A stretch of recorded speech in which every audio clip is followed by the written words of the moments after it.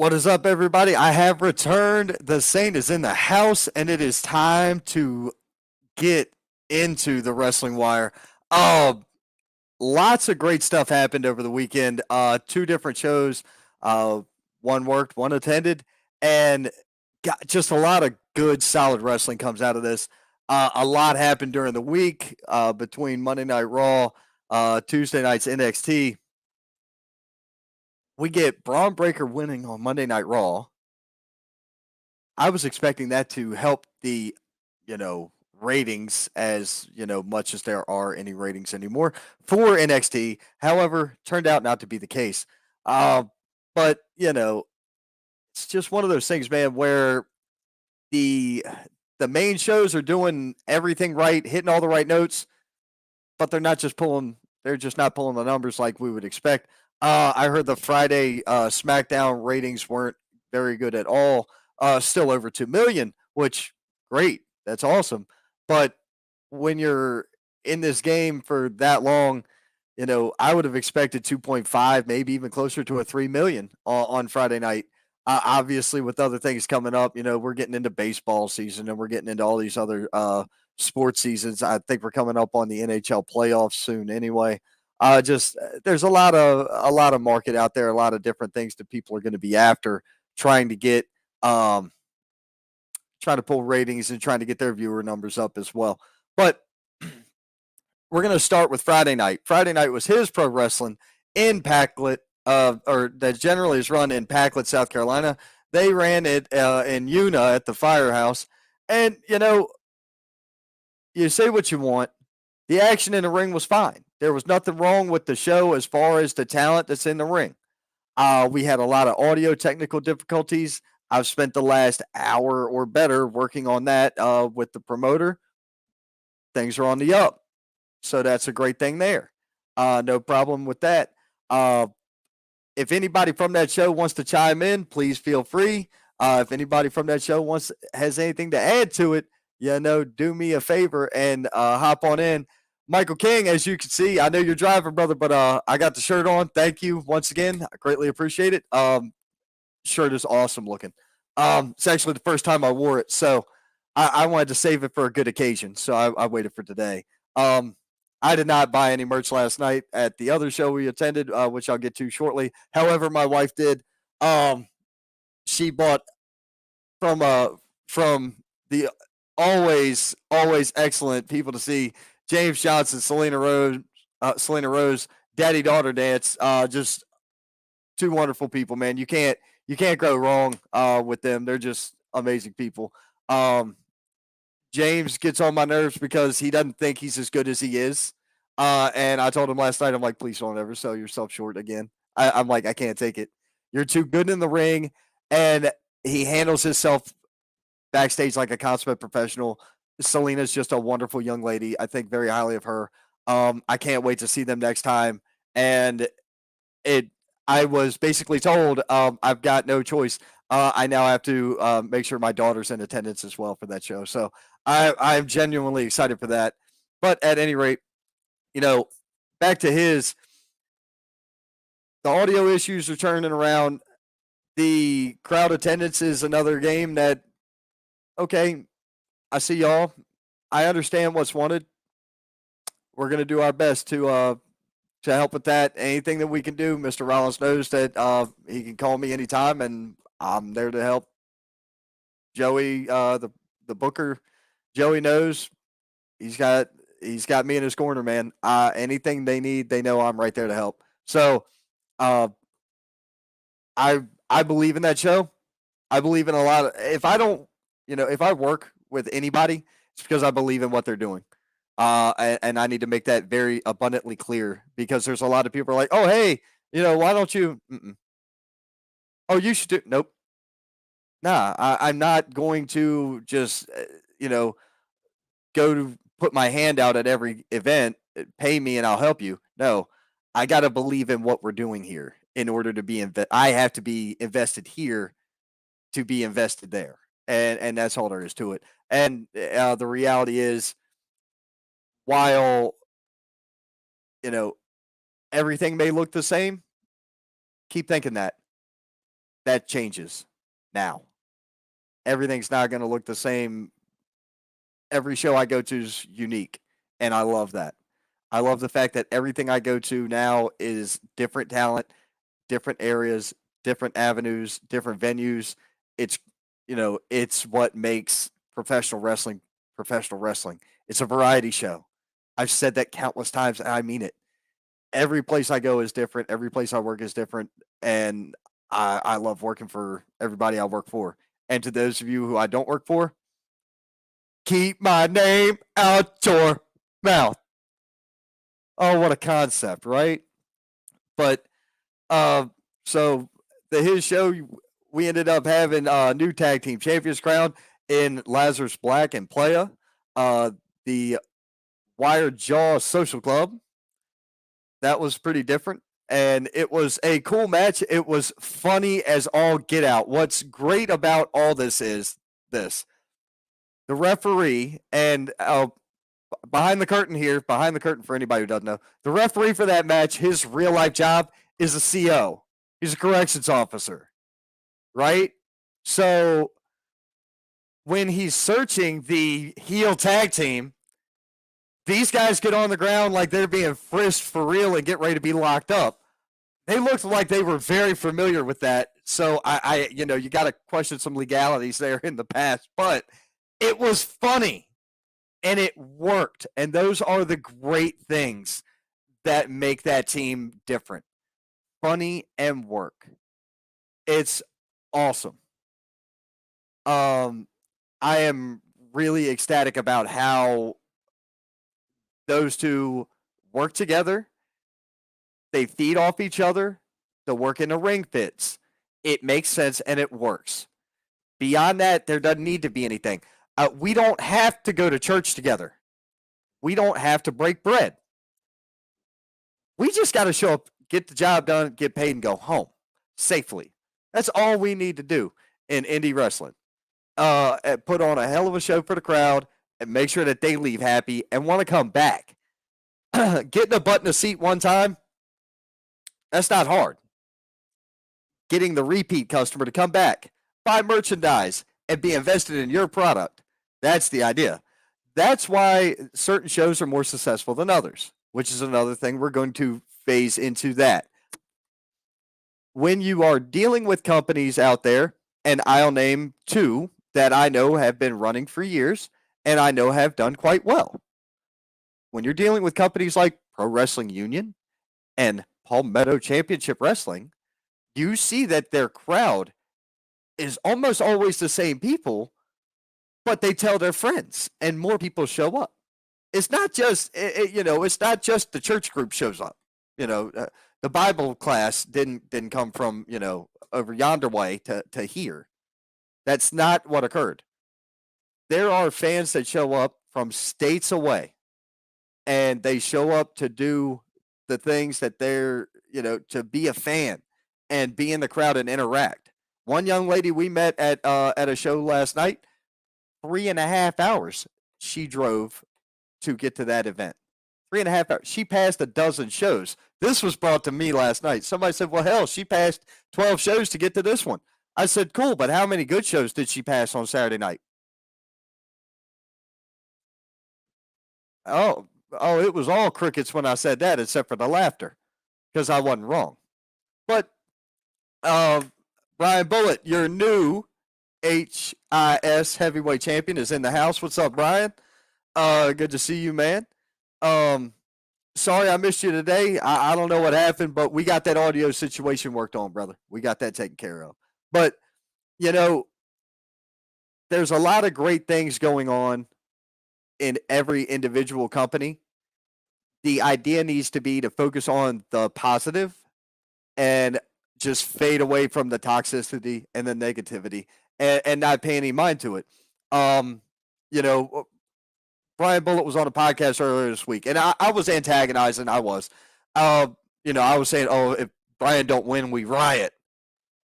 Yeah, I'm going to start a riot. 5'6" and 150 pounds of crap's going to start a riot. Not going to happen, but it was funny, and Brian won. So I looked at him after the match and I introduced him, as the champion. And I said, "Hey, man, I guess we don't have to riot now, right?" And he just started laughing because he knew I was supporting what he was saying. You know, you don't have to look like Lex Luger.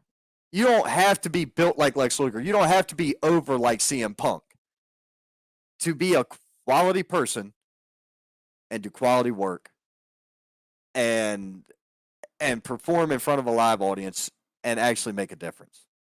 Um, there's a lot of people out there who can do great things when given a chance, and I believe that's what you're going to start seeing at you see it at a lot of shows. You're going to start seeing it at more shows. Um, Revolving talent and evolution of story and character. That's where it meets the road, ladies and gentlemen. That's where it's at. When you have long term booking ideas, tournament styles, things of that nature, those are the things that make or break a promotion. So in that light, man, we just going to see what happens next with them.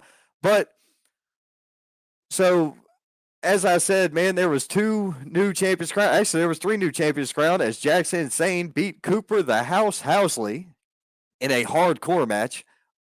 That was odd. The way it all panned out was just different. I didn't even get to announce that match.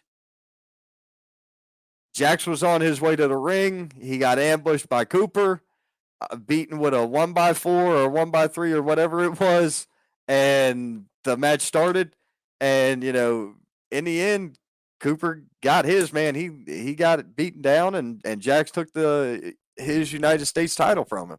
But it's one of those things where it makes the show go enough in a different direction that you're not anticipating to keep you on your toes. The audience didn't know what was coming next, and that's one thing I think that a lot of these shows are starting to do different. That's starting to work.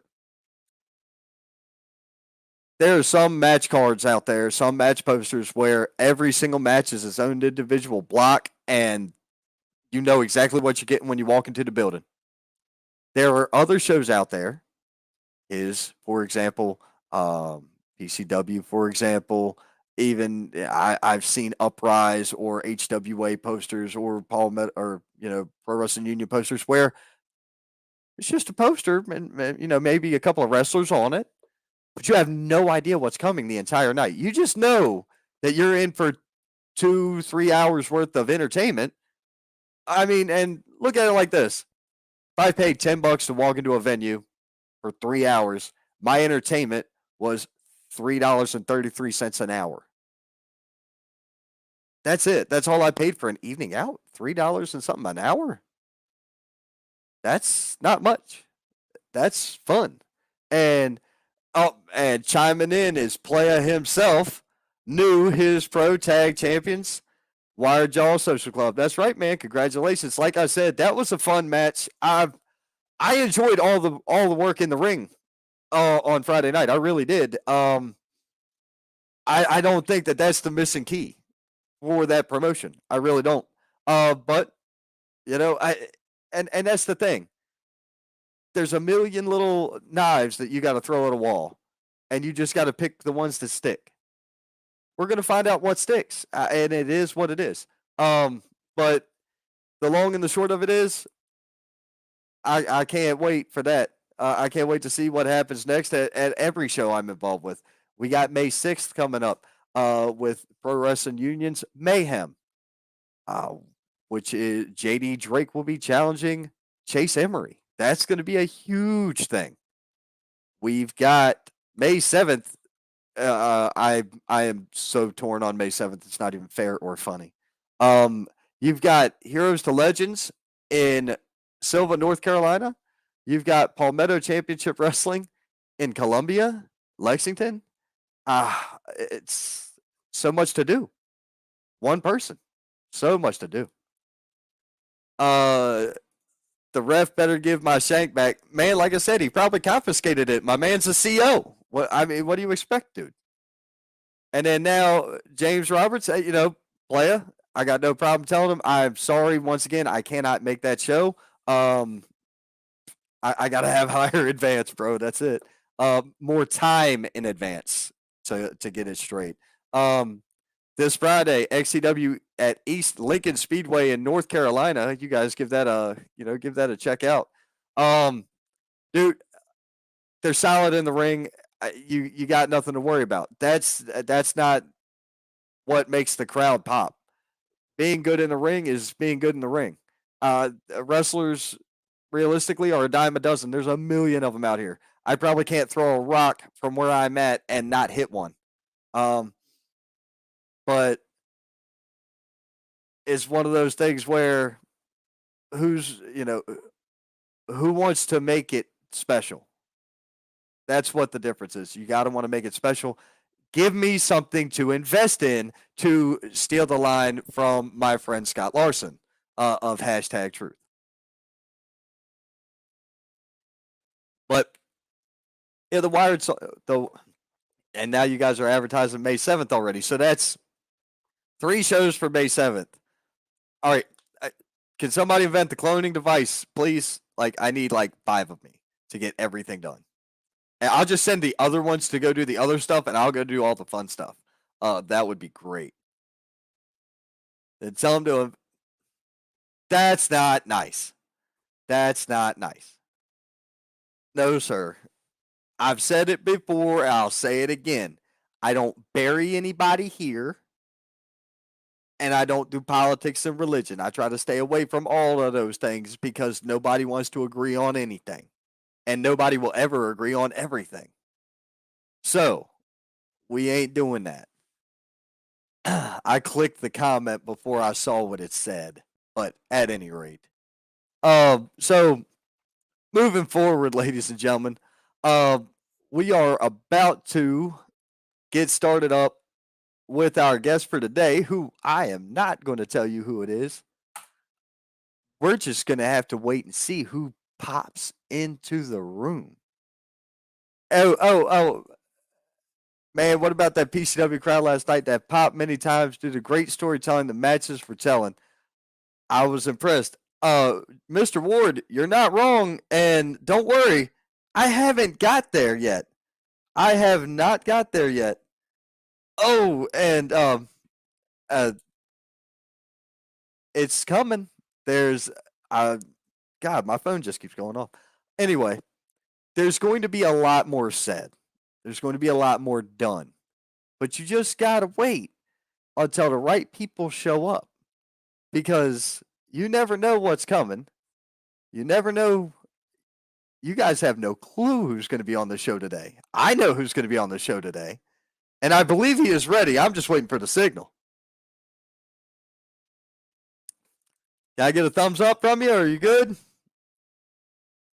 Ladies and gentlemen, at this time, allow me to introduce my guest to you, the announcer from Palmetto Championship Wrestling, Mr. Elliot Poston. How you doing, sir? You have got really bad audio or something. You sound like a jet. You got a jet airplane going.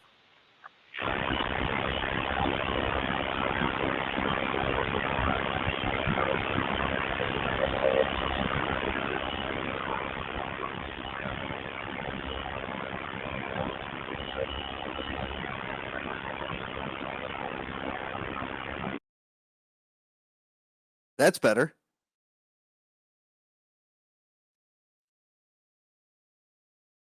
Now, if you unclick the mic, or if you have a pair of wired headphones might be the way. You got it. Hey, oh, there you go. What's up, man? I can hear you. Can you hear me? Loud and clear. Fantastic. Welcome to the show, my friend. How are you doing today?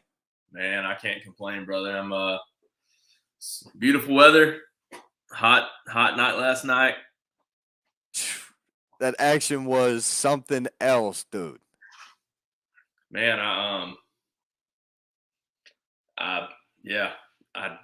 I'm speechless. from everything last night. It was a great night for sure. It really it really was. The crowd went nuts. Dude, you had like a 5-year-old girl starting and holding chants. And I I'm heard sitting that. there like I was like, "Are you kidding me? This is awesome. That kid needs to come back." You had the other woman who drove like 3.5 hours. She was fired up all night. She tried to get a couple of chances going. I saw her quit on like 2 or 3, but they just weren't taking off, and she was just like, "Oh, I'm done," and went like that. But because I just sit there and read the room and try to enjoy the show. But man, it was just great. Yeah, man. Man, I remember whenever we first started, and the first time I announced, and to see the progression of the company from then to now, man, it's been amazing. And I had some time off between the beginning and now and everything, and I'm blessed. I'm honored to be able to do what I do with PCW. Now, how long have you been ring announcing?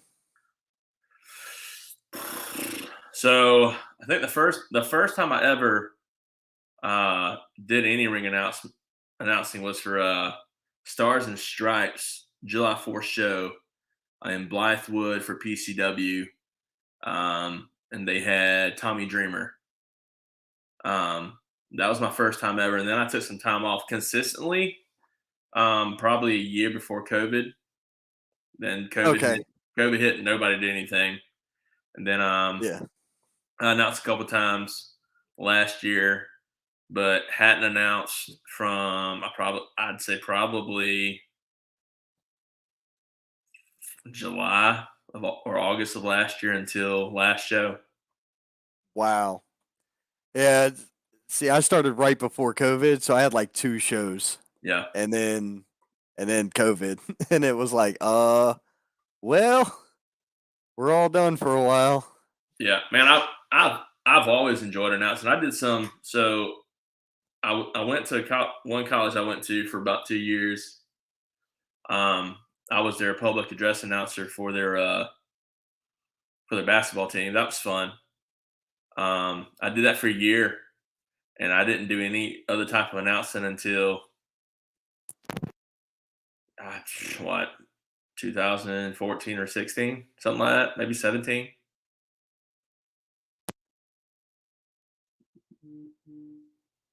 I can't hear you, bud.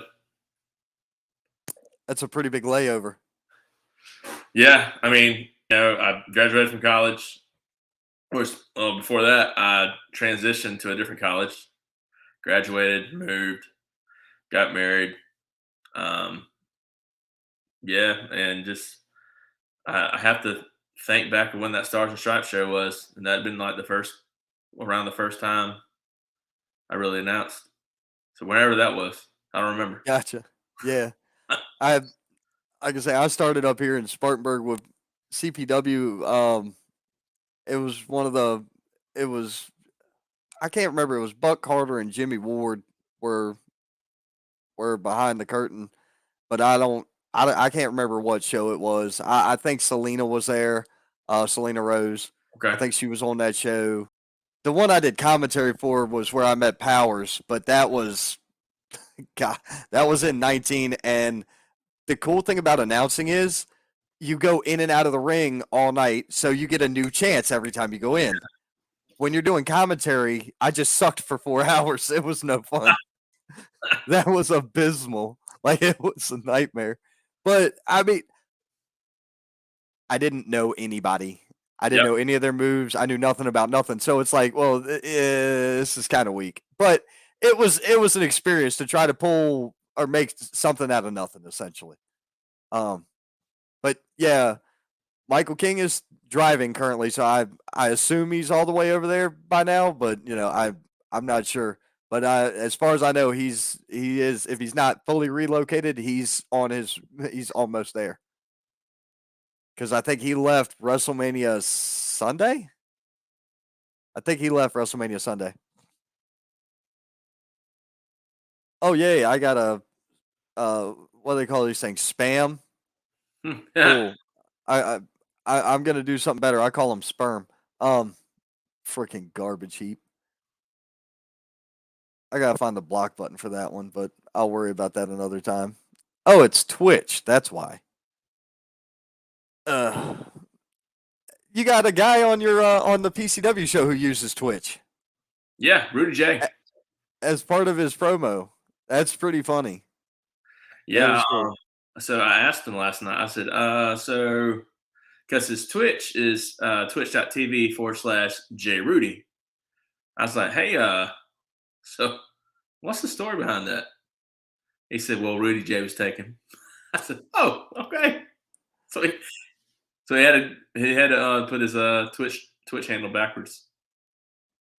So a lot. I think mine was too. The Saint is taken pretty much everywhere. So what I did was the Saint _ TRWC or what have you. Yeah. Because I keep the Real Wrestling Community, which is where this show originated from. I keep them. They keep me around as an admin, so I keep them as part of my identity, Yeah. essentially. It works. We have a good time. So, but man, Donnie Ray gotta be. I said this to his face last night. I said, "You've got to be one of the two biggest pieces of in the area." I'm like, "You are the." I'm like, for heels to hate, it is, it is Donnie Ray and it is Chris Vallow. Yeah, he's top of the list right now. Yes, he is. But another guy got my attention last night. That is Raylan Albee. Albee, yes, Raylan Albee. That dude. All right, the move set, the mic work, his charisma, his facial expressions, everything, top notch. He is climbing the ranks of heels in the region to me. I I don't know how long that kid's been working, and I don't care. More. We need more of that because great heels like that are not something you find every day. The delivery on his move. He does basically Bray Wyatt's Sister Abigail. Yeah. Yep.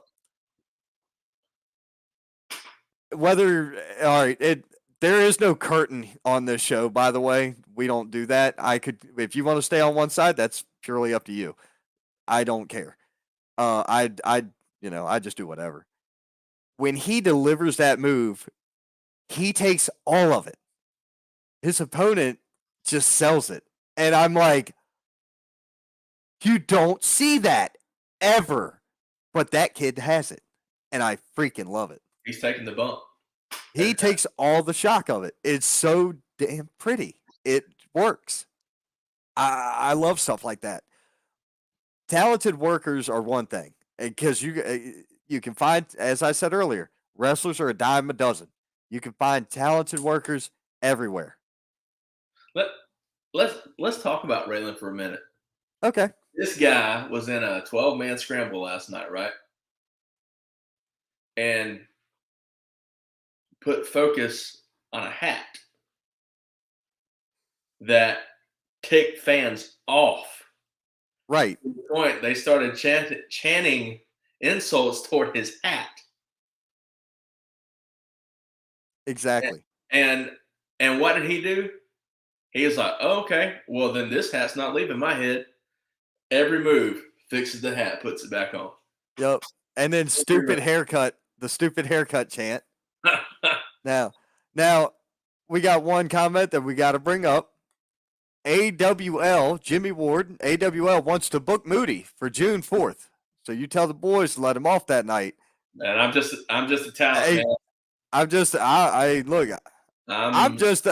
introduced talent to talent. That seems to be all I'm good at. I say I'm just the announcer. I'm a talent. That's it. You want to try and book him, you're going to have to reach out to the powers that be, which could be him. It could be the academy. I'm not sure. I don't know. Yep. They just say, hey, Elliot, show up. And I'm like, all right, cool. That's it. Yep. That's how I understand how that goes.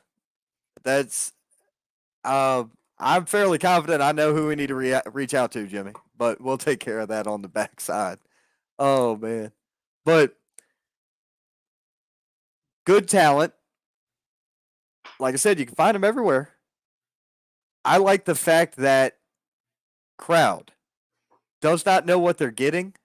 They show up in drones and they lap up whatever's served to them. Yeah. It's amazing the way that works. The show is the draw. It's no different than realistically, it's no different than WWE or Impact or any other promotion out there. The show is the draw, and you know the talent's going to be there. You Well, don't know who you're going to get. You don't know what matches you're going to get. None of and that's told. and here's the thing with PCW that a lot of people, people who haven't come or people who don't come on a regular, I don't know what's going on until I get to the venue that day. And I like it that way. There's surprises built in here and there where you may show up as a fan thinking you're getting a normal PCW show, and all of a sudden you have the workhorseman on the card that night. So you just paid $10 to get in a venue where you got the workhorseman from AEW wrestling, Right. or JD Drake, like he's going to be at Pro Wrestling Union. Yep, on the 6th. Such a good dude. He's such a good guy. I can't wait to meet him. I had a brief online exchange with him, I think on somebody else's Facebook. I said, I just want to hear you talk. Yeah. Because I know he can work in the ring. I like watching him work in the ring. Realistically, when you're talking about guys his size who can move as well as he does, you're talking about Kevin Owens. You're talking about Keith Lee, Big Van Vader. Yeah. I mean, well, a lot. Let's go with, current guys. But yes, Vader, Bam Bam Bigelow. If you're going to go that way, we can go with Bam Bam. There's a lot of them. Granted, now Bam Bam and Vader were both much bigger than Drake, but I mean, yes, you got big men moving in the ring. That's two guys you look at. It's like, man, Mo from Men on a Mission. Mo, I can't think of his real name, but he's not. I know he was having some health problems lately, but I hope he's doing all right now. But yeah, remember Mo and Mabel, Men on a Mission, back in the old WWF days? Yeah. Purple and gold. That's right. Yeah, that dude, he could move well for a big guy. I need him to cut promo. I need to get invested in him. I need a good promo out of him. So that's where I'm segregated from a lot of AEW work. So is investment. Yeah. When we were at AEW 2 Wednesdays ago, a guy in front of me, we were talking about Drake because the Workhorsemen wrestled on a dark match, and the question was posed, man, does he have a win yet? And my response was, honestly, I don't know, but here's what I do know: everyone in the locker room wants to work with him. So if you've got bigger names who's saying, hey, I want to work with Drake tonight because he's gonna make me look good in the ring, then he's doing his job as a wrestler. I agree. And it's one of those things that, I don't know his win-loss record. I mean, but what I do know is he's a great guy and he's a heck of a guy in the ring. I mean, he's where he's at. He's PCW's first champion, carried PCW on his back for the longest time. And man, it's just the rest of the story is kind of writing itself already. So right. And like I said, I can't wait to meet him. I've working shows, you get the opportunity to meet people. I've got to meet John Schuyler and Colby Carino and Lodi, freaking Barbarian. The list goes on and on. George South, love George South, great guy. When you're in the back, if you're not absorbing what those guys are saying, you're shorting yourself for your career. I get the opportunity to see well-known names here. I get to see them interact with some of the younger talent and talk to them about their matches, and I just sit back and I'm like, that is how you keep getting paid for a long time, because the future is going to remember you and bring you back. You know, and it's not about the money; it's the legacy. Most of these guys are leaving. You know, I see Moody as being a hell of a draw in this area. I really do. Yeah, he's talented, man. He's very talented. Like we mentioned, or like I mentioned earlier, Selena Rose, and she, when I said this to her last night, she looked at me like I was insane. She didn't know whether to laugh, smile, or cry, and I was like, "That's good enough." I told her, I said, she is the star that has yet to burst down here. She's one of those people that there's not enough female workers down here to where she gets the chance to really shine, but she can take a beating as well as any man I've ever seen in that ring. And she did it at your last show. Yeah, She took more bumps in one match than anybody else did the entire night. And I was like, holy crap, that girl is something special. Speaking of, James Johnson. I just saw him. James Johnson, Tie Dye's Sunrise himself. Drake is damn near untouchable on the mic. The man is too quick witted. Awesome. I can't wait to hear that. I needed something more to invest in. All right. Punk was a great wrestler. We all know this. We all agree. Ring of Honor. Mhm. Him and Raven had probably one of the greatest rivalries in the last 20 years. And that is not hard to see. It's also very easy to say.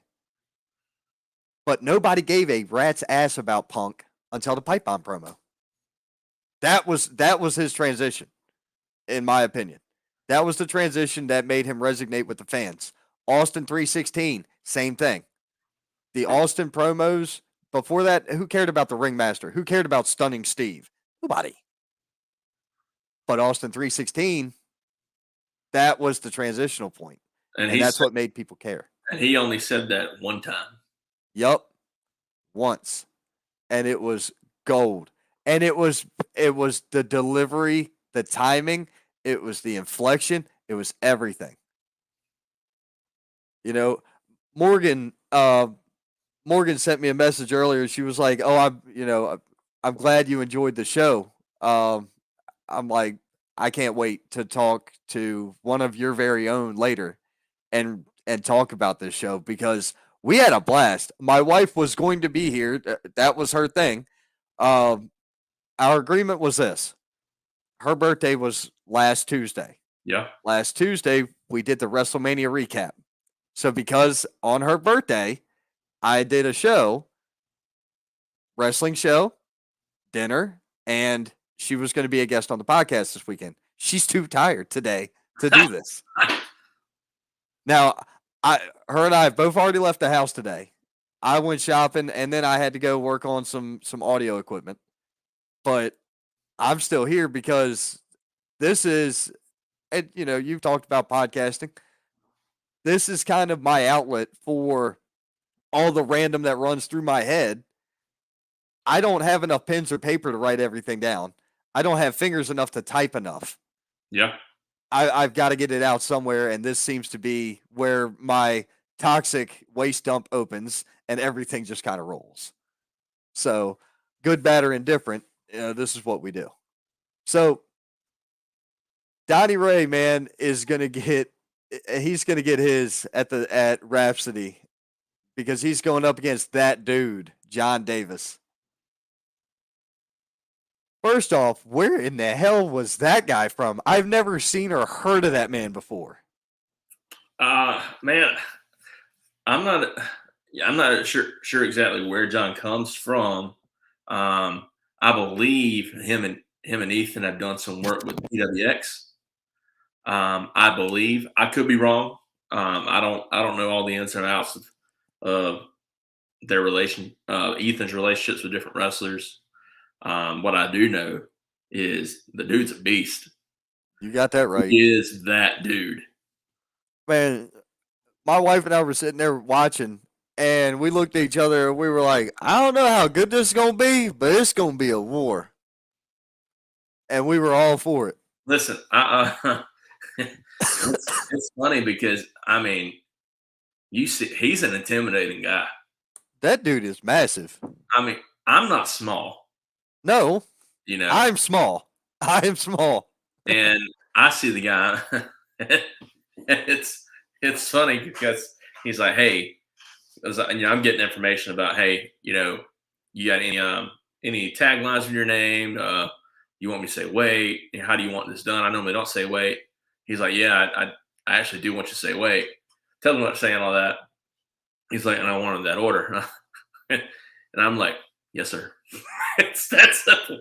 I mean, but he's super. He's soft spoken.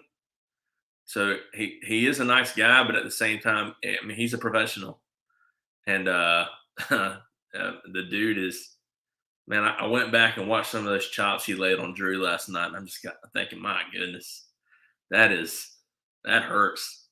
Oh, I 100% agree. The echo in that building is awesome, and that 20 sounds so good.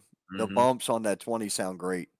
Um, it, the way that ring is structured and that room, the acoustic value, it goes out, up, and back down on you. You can feel it. Yeah, It's awesome, and a good venue is one of those things. Oh, check this out. Here we go. We got some info on him. John's from Florida, wrestled for Evolve and Ring of Honor in their early years. Wealth of knowledge. When he talks, you listen. Bucket list match for your boy. Okay. yeah, Hey, look at this. I hope Ethan's watching. I hope Ethan's watching. But it's got to make sense. That's the other thing. It's got to make sense. yeah. Um, You'll see that from my experience with PCW, storytelling is a big deal. Everything made sense last night. I, That's what worked. I've been part of PCW in the early years, and I've been part of PCW in the later years.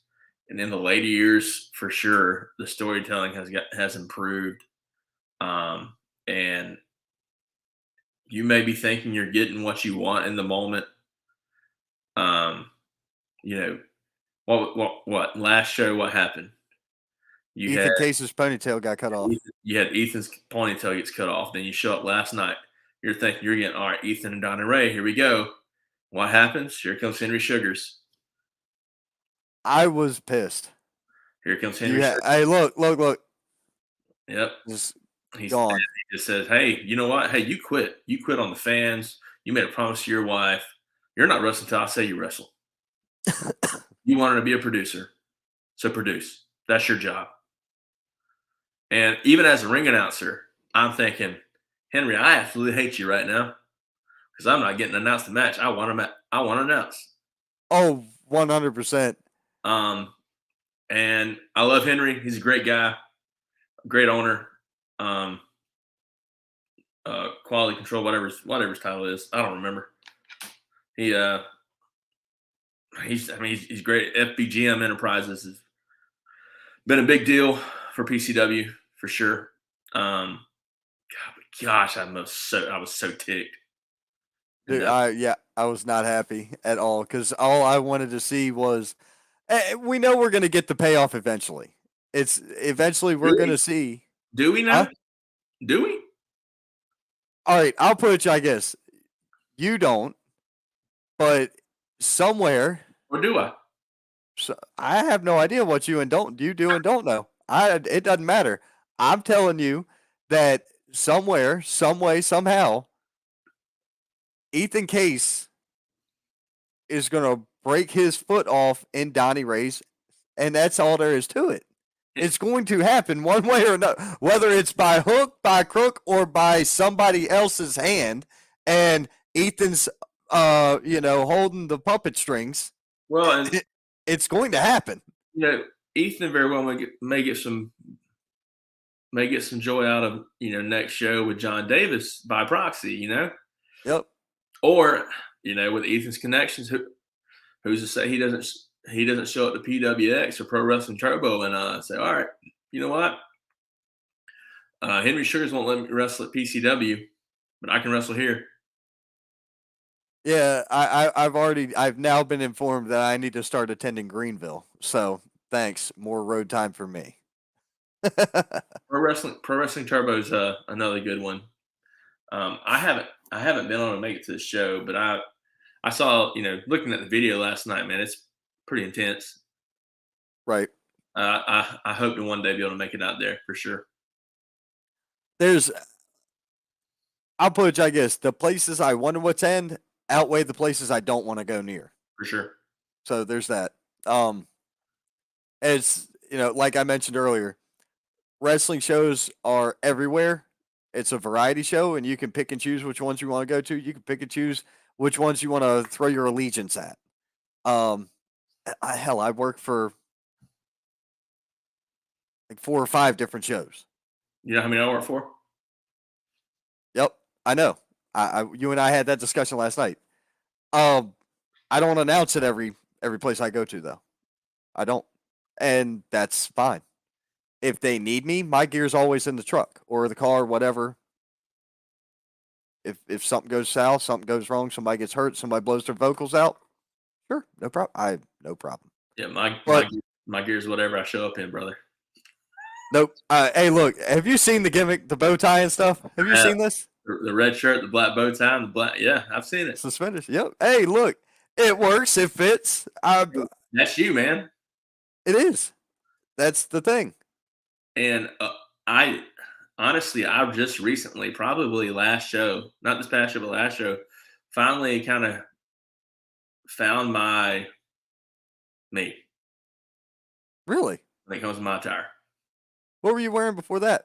For a while there, I was wearing a pair of khakis, with a sport coat and a t-shirt, or I'd wear a pair of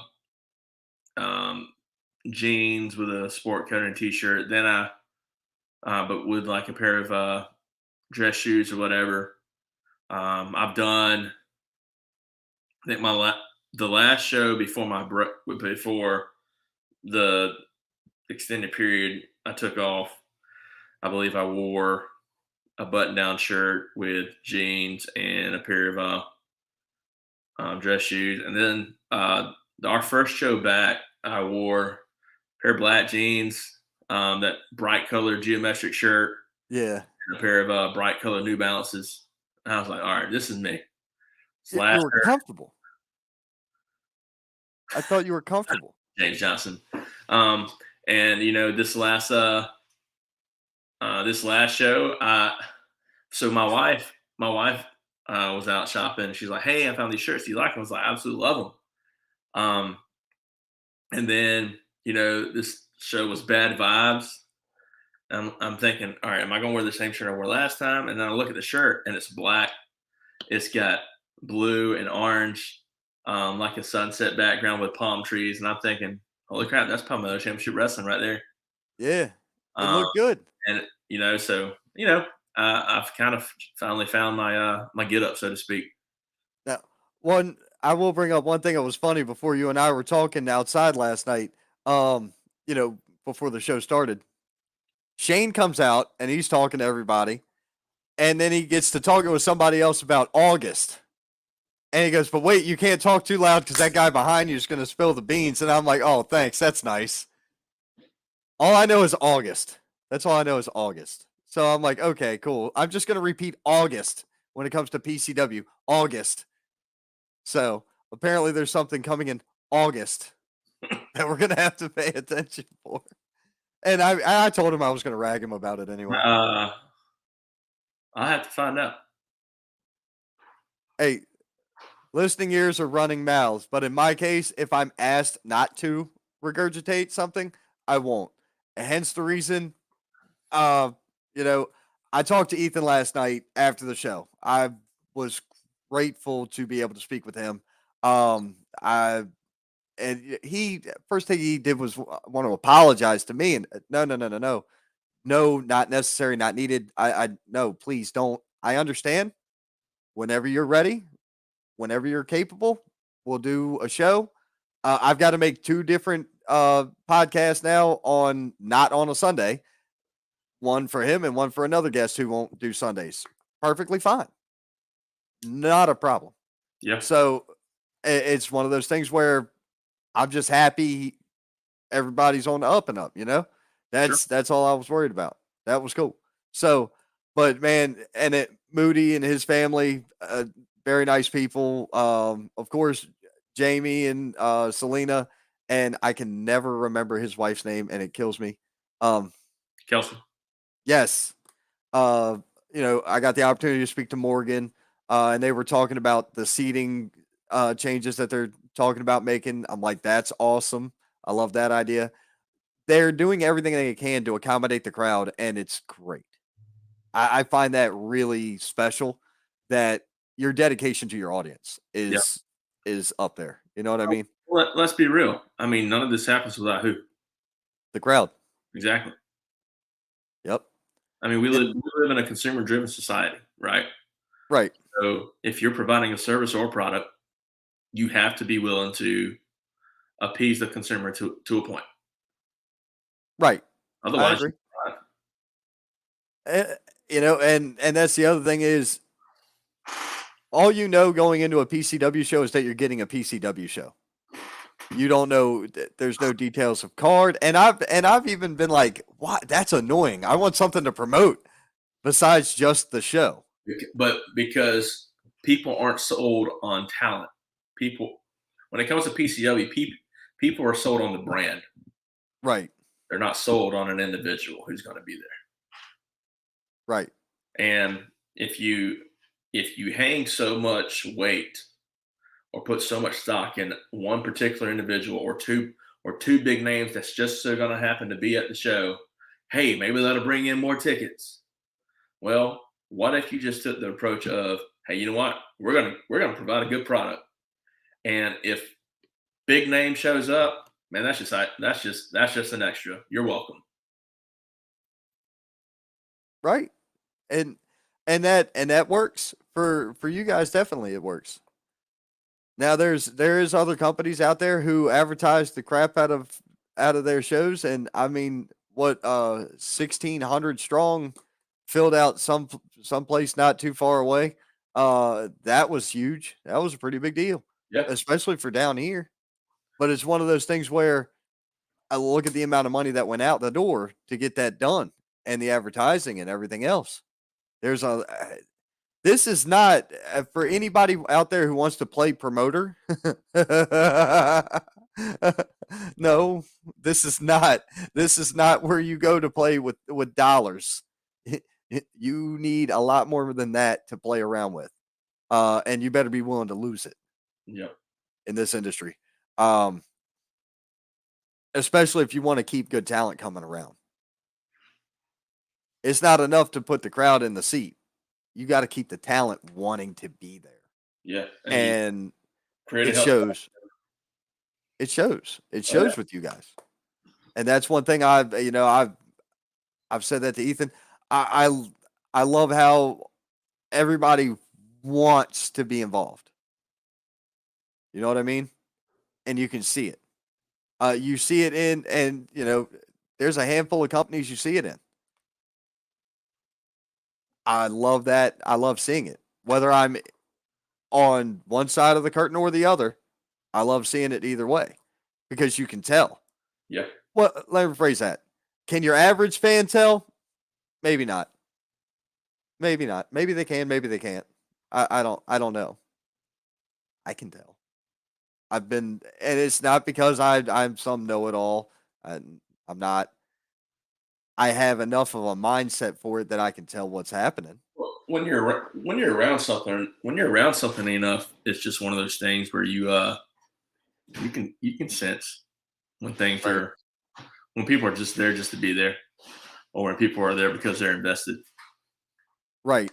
And I think that's the great thing with with with a very few companies here, it's a great thing. They're invested in their talent, and their talent's back invested in them, Yeah. and it shows in their shows because their shows are always off the charts. Um, I can't wait for the next show. I'm gonna go ahead and tell you, my daughter came into the office. I just got home at like 3:50. I walked back in the door. Show started at 4 o'clock. My daughter came into the office and I showed her the picture of James Johnson, Selena Rose autographed last night for us, and she goes, "There, there was a girl wrestler there." Yeah, and I'm like, "Why?" She goes, "But I haven't got to see one yet. She has not got to see a female wrestler work yet." Well, Oh, I there could be that possibility, but I know you got like 47 other ones to go to. dude, yeah, about that when you happy wife, happy life, ring a bell? Happy spouse, happy house. Yeah, yeah.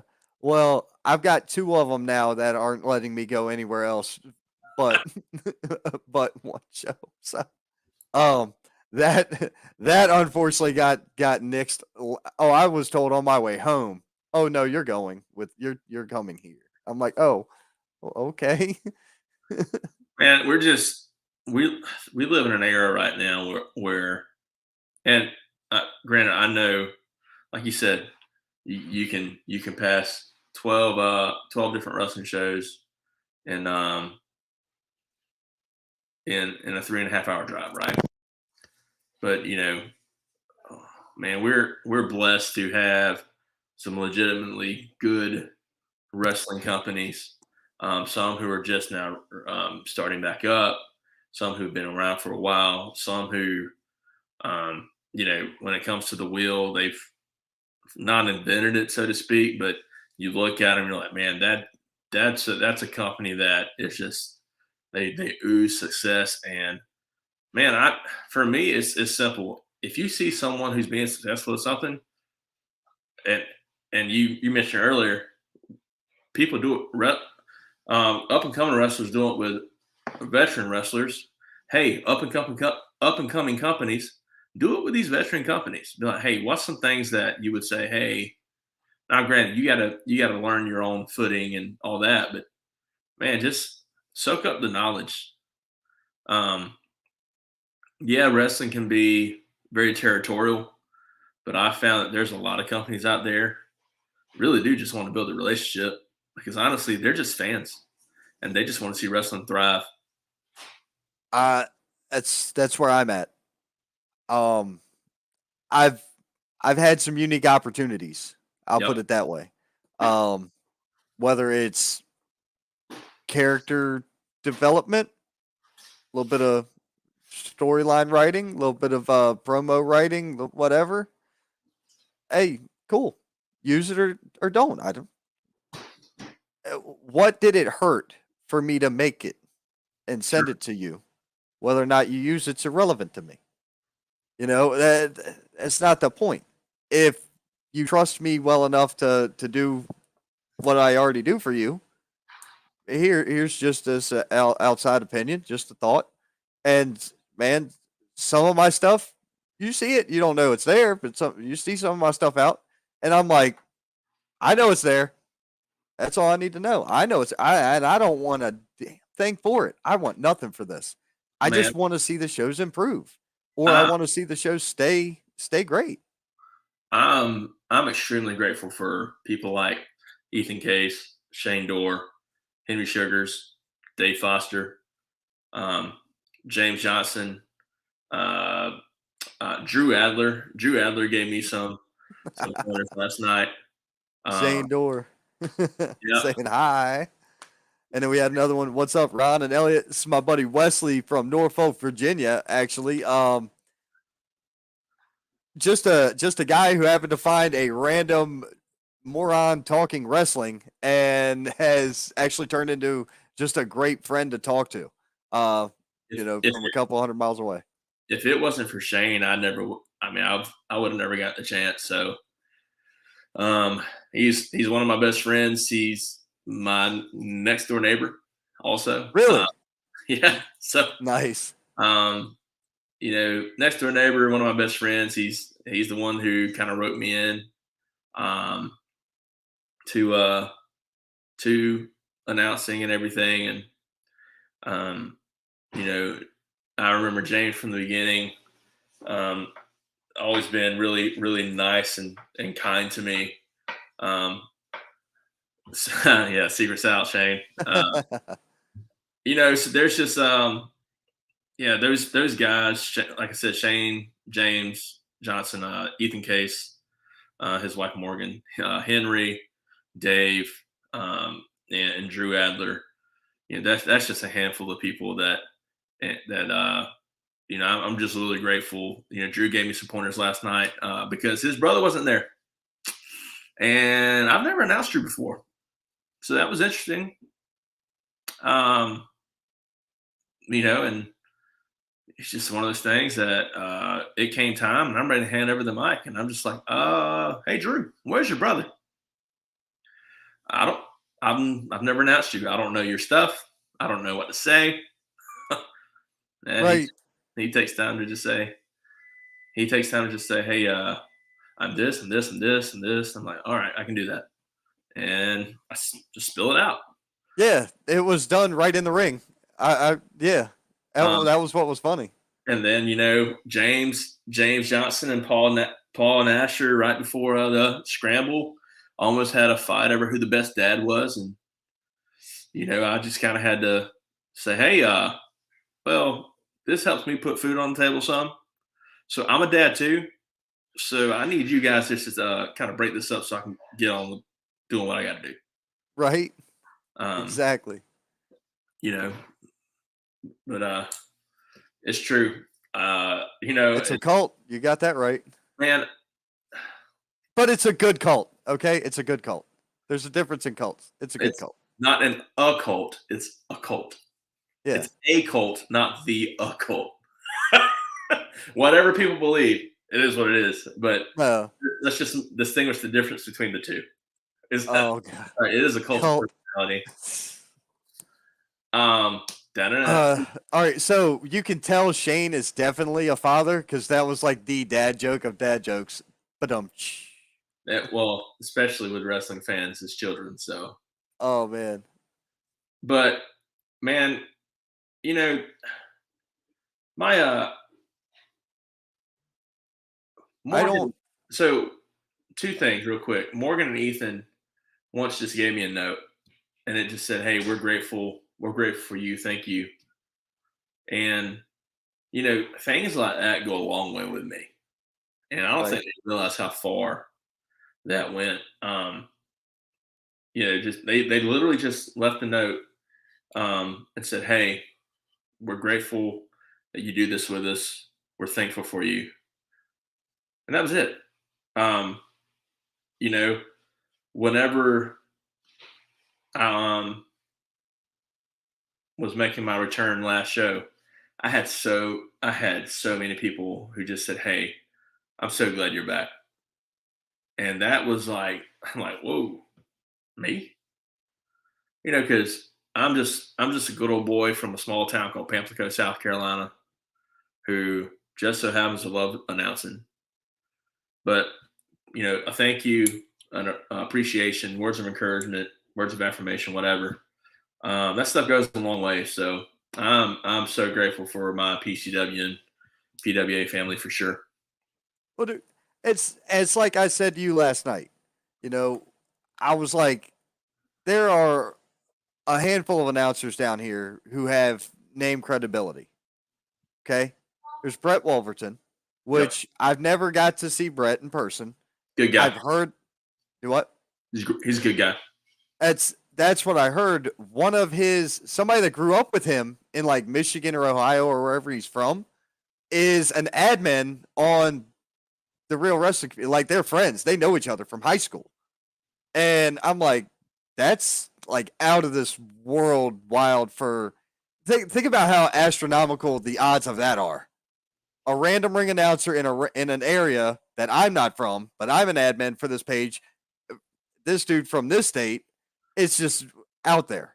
Yep. I've never got the chance to see him or meet him, but obviously plans to go to Greenville soon. I hope I get the opportunity. There's you. I've seen you work, and I think you're bar none one of the best announcers in the region. I appreciate that. I'm out there as all hell, so I'm just different and odd. So that's what's different about me. I dress like one of the old school guys because I have an old school mentality, but I don't deliver an old school mentality in the ring. Yeah. I am not Michael Buffer. I'm more like Bruce, where I'm eccentric about it. Yeah. You know what I mean? I might dress like one and act like the other. I don't know. That's not what I'm going for. It's just how I am about things. You got Bill Hazelwood, who's just a mic. He's not just an announcer with him. He's mix how Dave reacts with the crowd with an announcer, and that's him. That's him. If you've never seen him, you wouldn't understand it or believe it. Yeah. But once again, a guy who's got a horrible reputation for being an a-hole, one of my favorite people, and I've got a great reputation for being an a-hole too. And I've got no problem telling anybody that, makes you feel better. I've always been told I look like one, so we're all in the same boat. But here's the great thing about it. Just because people think you're an a-hole doesn't mean you're not doing the right thing. It means you're doing something right and you're doing something better than they are or than they could. Look at Vince McMahon. Sure, call me an a-hole. I'm a businessman. Who cares? I'm still going to make money no matter what. That's called business. It's also called good business because I every wrestling show I ever go to, whether they're trying to emulate the big leagues or they're trying to do their own thing or whatever, it's all a derivative of what we see on TV. Even the original stuff is a twist of what we see on TV, and it's great. That's what makes it different. You know what I mean? You're not getting the same characters. You're not even getting the same moves, but you're getting enough familiarity to where it's common ground. Yep. With little extra lightning bolts of electricity that are flowing off of it. Everything's nuclear and it's awesome. I think that's the reason indie wrestling has such a great reputation, but at the same time, you also have some indie wrestling that's got just a piss poor reputation. Case in point, you can take all the talent from one show, and it could be the baddest show on the planet. It just 1,000 heads in attendance every time, doesn't miss.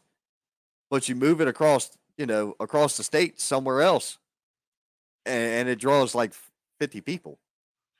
It isn't because the show's not great. It isn't because the workers aren't great. It's what does that? What causes that? I mean, you gotta know your audience. You gotta know your territory. I mean, that's marketing. It's good to want to expand your footprint. That's great, but first you got to make a footprint. If I'm carrying a product I want to use a phone. I'm gonna use technology for an example. Okay, I'm gonna use that as an example. If I'm trying to sell the latest and greatest technology to a generation that isn't driven by technology, guess what? My sales aren't going to be that great. I may convince some to do it, but are they going to be happy? If they haven't learned the product, they won't be. If they don't know how to use the product, they won't be. But if I take that product and go to an area where that demographic or that area is technologically driven, and I have a better chance of success. I think what makes people the wrestling different shows successful in their own right whether it's storytelling or not, I think the biggest thing you got to do, you just got to know who your audience is. I draw from PCW because that's obviously my biggest influence because that's who I announce for. PCW has become so successful. You're talking about a company who before COVID hit was drawing crowds between 400 and 500 a show. Right. Pandemic hits, everyone's shut down. We come back, different venue, and we constantly keep trying to push, right? And moved into a new venue with our first show last month, 300 plus. Hey, this could mean something. Next show, 300 plus. What's the upcoming show going to bring? I don't know. What I do know is that you have people who have built relationships within the community with sponsorships. They've gotten others to invest in a product.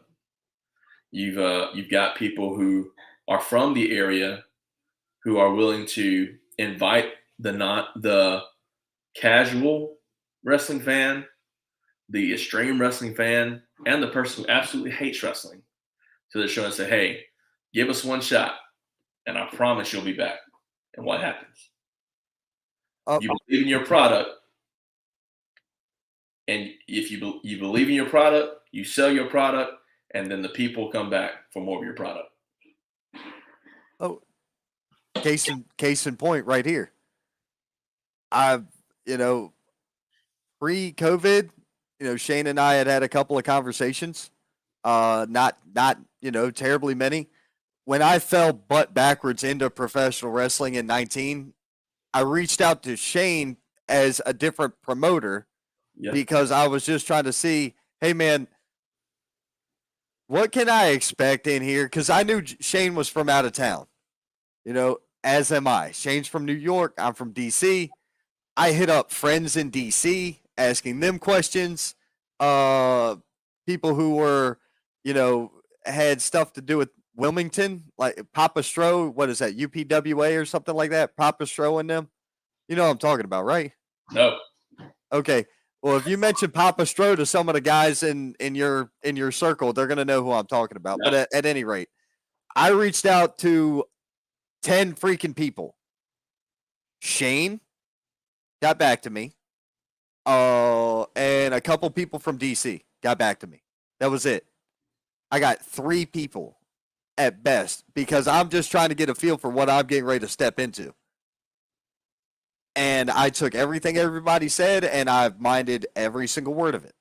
So I'm grateful to Shane for, hey kid, watch out for this. This gets really hectic really quick. A lot of other people will go as far to say, man, wrestling's like the mafia. And they're not wrong. And I even said earlier, I said, I'm down with the family part, but as far as the illegal, immoral, and other BS, oh, for sure, got to go. I'm not in it. I'm not in it for this. And, I'm not going to sit here and tell you, I got to really think how I want to word this because I don't want anything to get misconstrued. You have to be careful with who you allow in your circle, and you have to be careful for which circle you're willing to try and get into. Because some people legitimately just want to see you succeed. Some people want you to succeed with their help, and you owe them something in return. And then some people just want to see you outright fail. Right. One thing I'll put it to you is like this. Do you go into bad neighborhoods? Like, do you just out and about? Do you go into an area you know is not a good area to be in? No. Okay. I've traveled enough of this area working for one company or another, or myself, or what have you. I know that I'm not empty when I go to certain places. Yeah. It's just how we live in the South. I love it here. It's so much better than being up north. They got way worse laws. You get some places that are just draining, and you get some places that are fulfilling, Yep. and you have to just learn what those places are, Yep. and There's steer clear of the ones that drain you, and pump into the ones that fill you back up. right. And see, the thing of it is, a lot of the products I choose to associate myself with, I believe in the talent as being stand up. I believe in the promoter as not being, an out and out thief and a piece of garbage or whatever. I try to make sure that wherever I go and whoever I stay involved with, it's positive. I don't. Somebody was like, "Oh, if you aren't in, if you aren't involved in the drama, you're not in the wrestling business." That ain't true at all because I can avoid it just as easy as I show up. I can walk my butt out of there. Yep. It's not hard. It's God gave me two legs that still work, thank God, and I will use them to wander my way out the door, quick, fast, in a hurry. But when I go to certain places, man, like I just love the atmosphere. I love where I'm at. So I think that's the fun of it. Yeah, I don't like drama, Nope. and I don't have time for it. It's just one of those things. I'm blessed to be part of a company where if there is drama, I don't know about it, and to be honest, I don't want to know about it. But from seeing how people interact with each other in the back, seeing how involved the academy is with set up and tear down, how involved Ethan and Morgan are with with directing, helping the talent out, um, Sugar, Shane, everyone, to see how well they work together. And I'm not saying you're not going to have leadership getting arguments. Let's be real.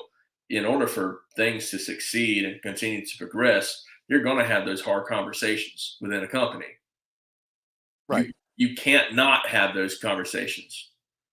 Right. Um, with vision, you have those hard conversations, and I know hard conversations happen, but you never see that get in the way of professionalism. And at the end of the day, when they walk through those doors on show day, those feelings, so to speak, are left at the door. And our number one goal is to, hey, we're going to have a healthy, successful locker room. We're going to have a healthy, successful show, and we're going to have fans who leave here happy and wanting to come back.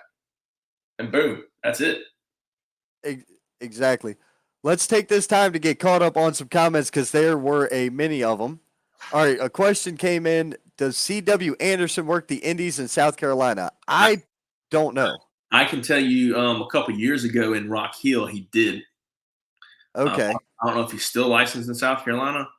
I know he regularly or did regularly work for AML. I think he's done some stuff for PWX as well. I thought he was working North Carolina last time I checked. That's in North Carolina. If someone was to try and book C.W. Anderson, I mean, it's what $150 to get licensed in the state of South Carolina, I believe. Yeah. I don't know if they would. That'd be something they'd have to talk to CW about. Yeah, I don't know, and But I know before. I really don't know. I don't know much of him. I saw his retirement speech thing, and he came out right after that as not retired, but that was fun. But as far as him working in the area, I don't know. Ethan and Morgan are the it couple. They don't even know the impact they've had on numerous lives in and out of the ring. I'm pretty sure you're not going to catch an argument in this room. Anyone who has the audacity to cut them down in any regard needs serious help. More than likely, that's probably accurate. Oh, here we go. Let's not let this slide by. Not only is he an incredibly talented announcer, but Elliot is also a wonderful singer. I've heard him sing a national anthem or two. Really? I am a singer. Yes. Really? Okay. Now we gotta. That'll be another time for another place, but we're gonna have to hear that one live. We don't want to do that on a live. I want to hear that in the ring or something. We got to find a good bar room. Is there a karaoke bar nearby that's still open when the show ends? or do you know? Oh, I thought it was rhetorical. Sorry. Sorry. I have no idea. Normally after a show, I'd go and grab some food and go home and go to sleep. We went to Fats of Lexington when we Yeah. left there. That wasn't bad. Wasn't bad. I didn't have nothing to complain about on that. I was looking at uh Shane had mentioned some Italian joint, and I couldn't remember the name of it. I didn't write it down. It's on the other episode, so I could just hit the other episode and listen to it, and then know which one it is. But I can't. It started with an A. Adelitas or something. Yeah, that's it.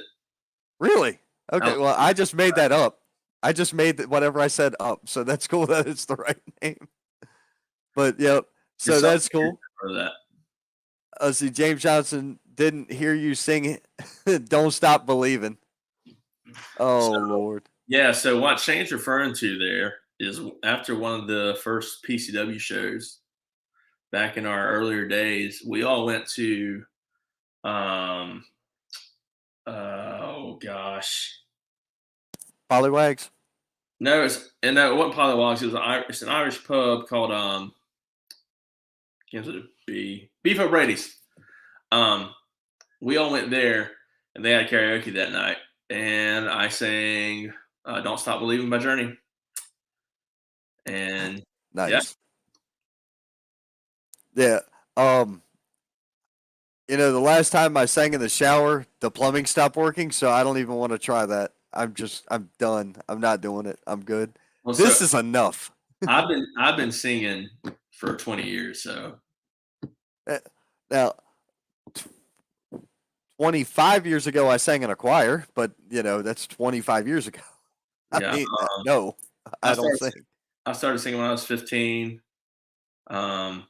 At my second college, I got scholarships for singing,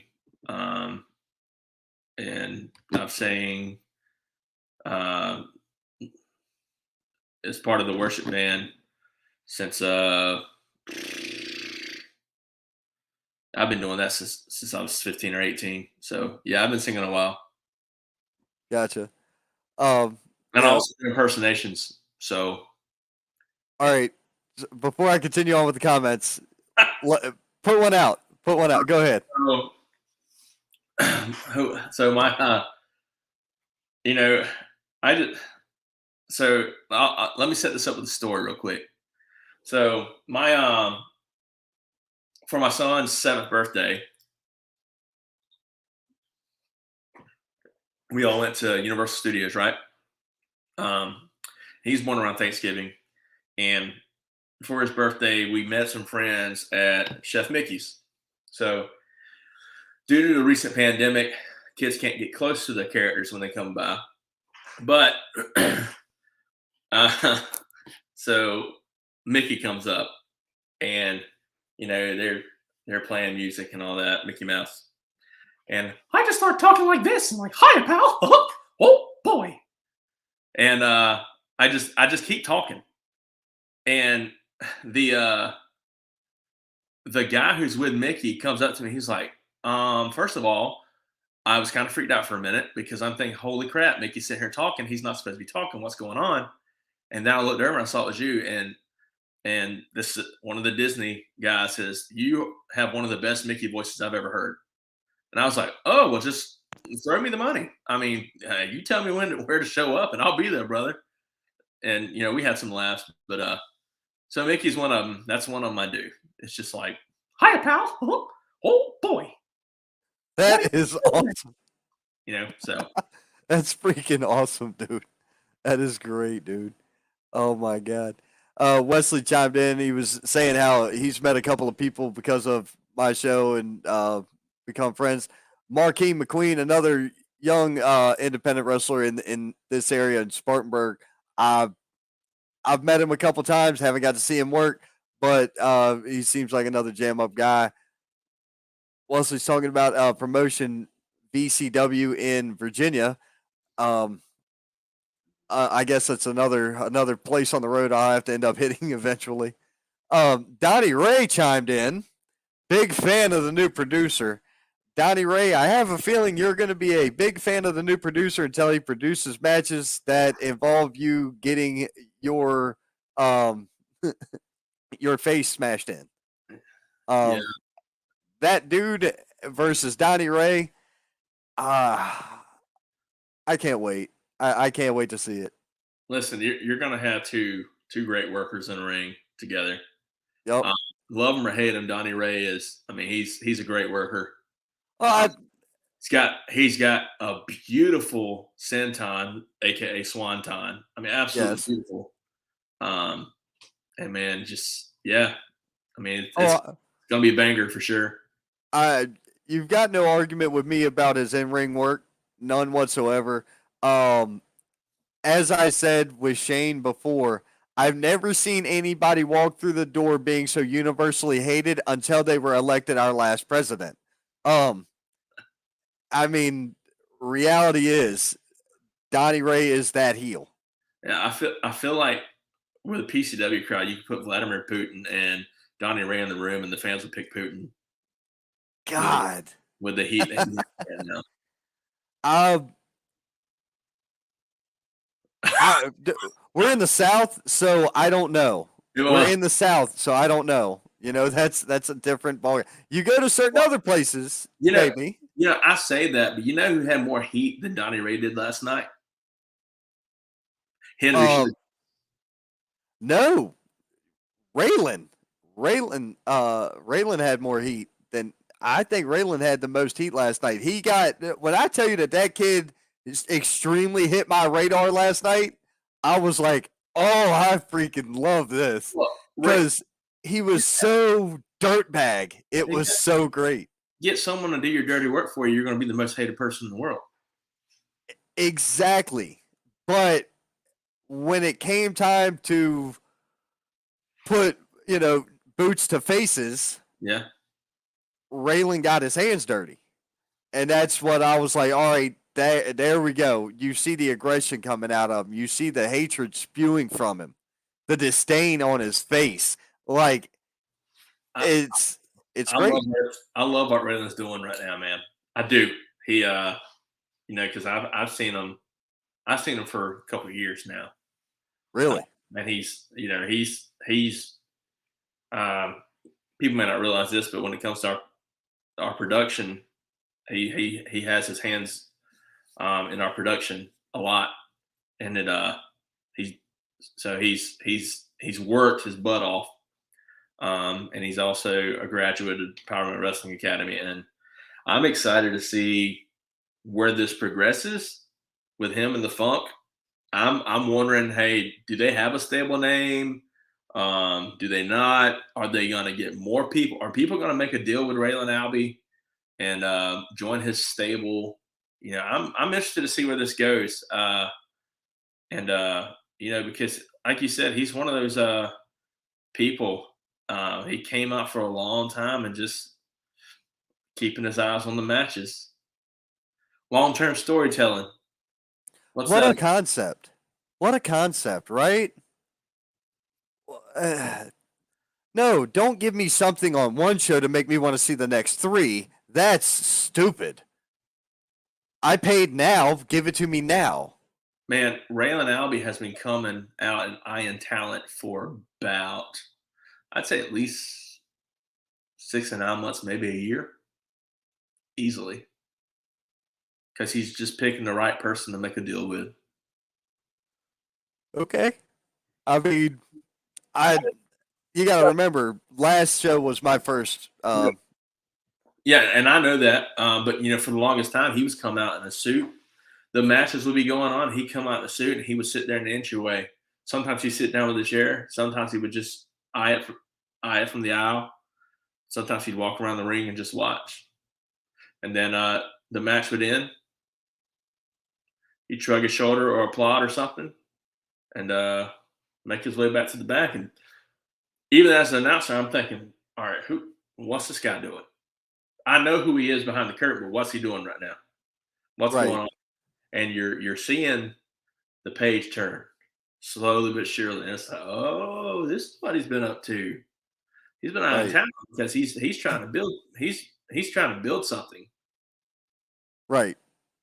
Now, you mentioned the worship team. Yep.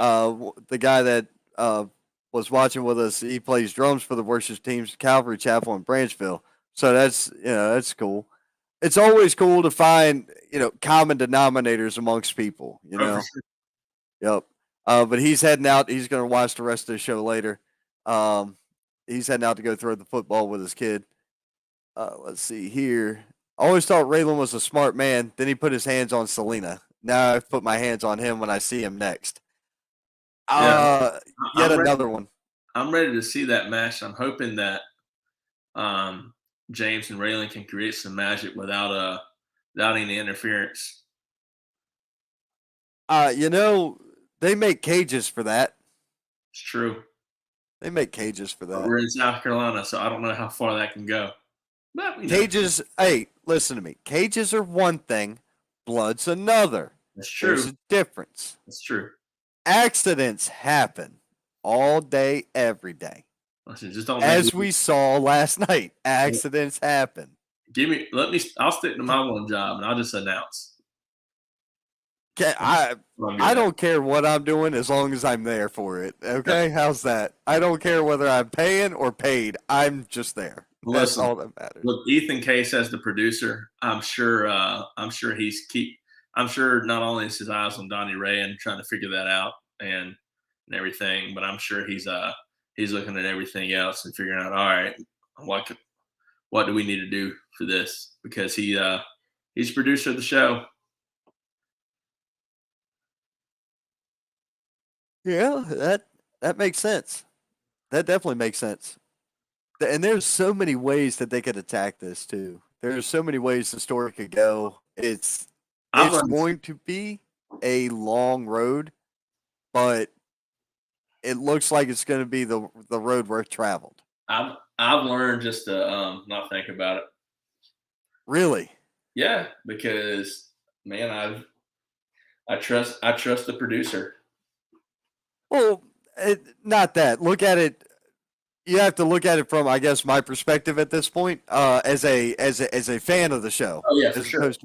As a fan of the show, it's like that this path is going to get you where you want to go eventually, but you got to be on it, and you got to. There's got to be enough to it to where you want to enjoy it. When I say thinking about it, I mean me trying to figure it out. I won't figure it out because I'll think of 47 different ways, and the producer will go 48. And I'm like, oh, well, didn't see that one coming. Yes. Right.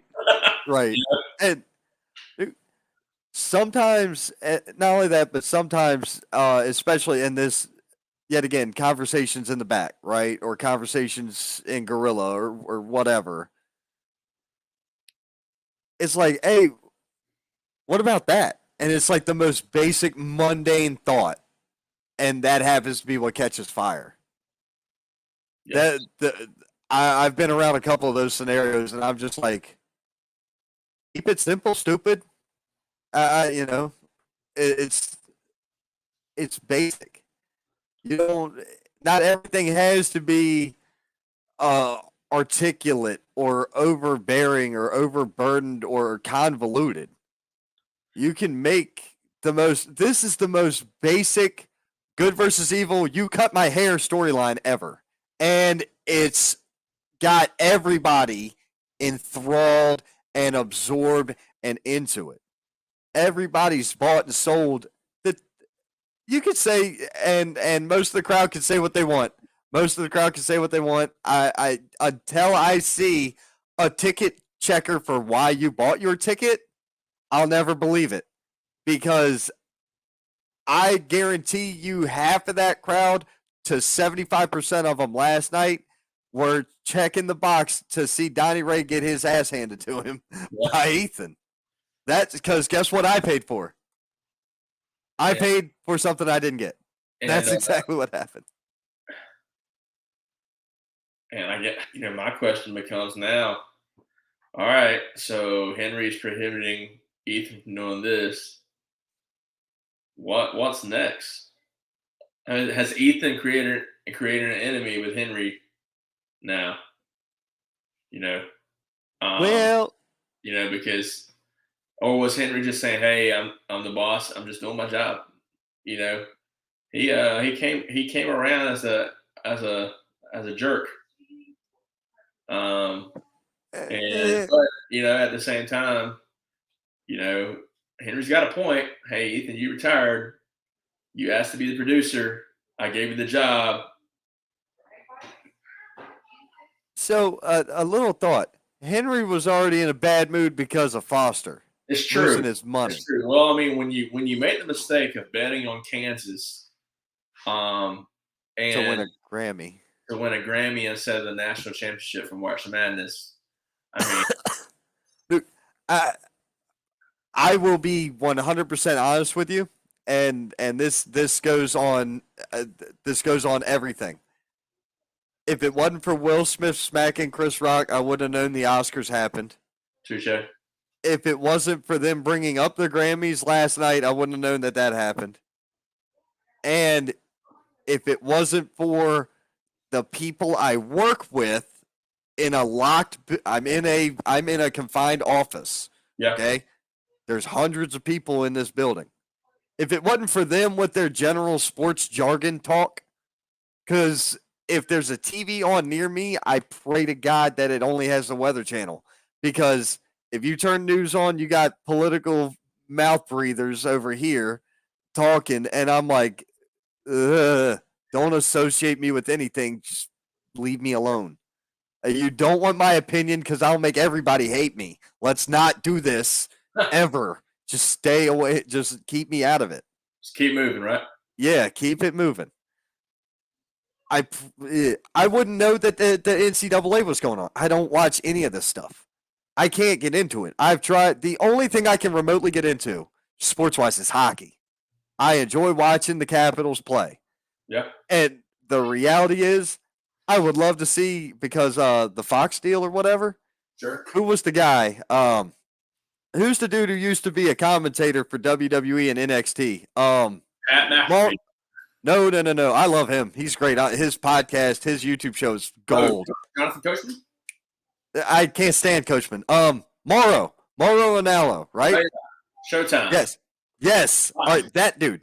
I want to hear that dude call a freaking hockey match because I want to hear him go "Mamma Mia" when like Tom Wilson cracks somebody and puts them out on their ass. That's other than that, I don't care. There's no better voice in hockey than Doc Emrick.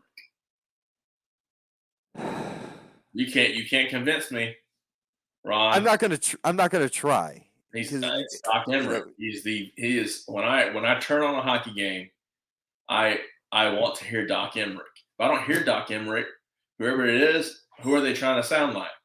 Doc Emrick. All right. Can we at least agree that Tony Kornheiser has no place ever being involved in a booth? I can completely agree with that.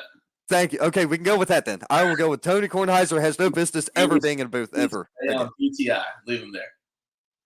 I don't even want him there, but that's because they turn that crap on TV too at work. I get no escape. The great thing is, like I said, hopefully somebody from the important side of the building turns on the Weather Channel so we get to keep up on where the storms are coming in because we need to know this stuff. But the rest of it, you can hang it up. I hate TV. It's the most ridiculous bunch of crap ever. The commercials, unrealistic. Oh my God, look at this new drug.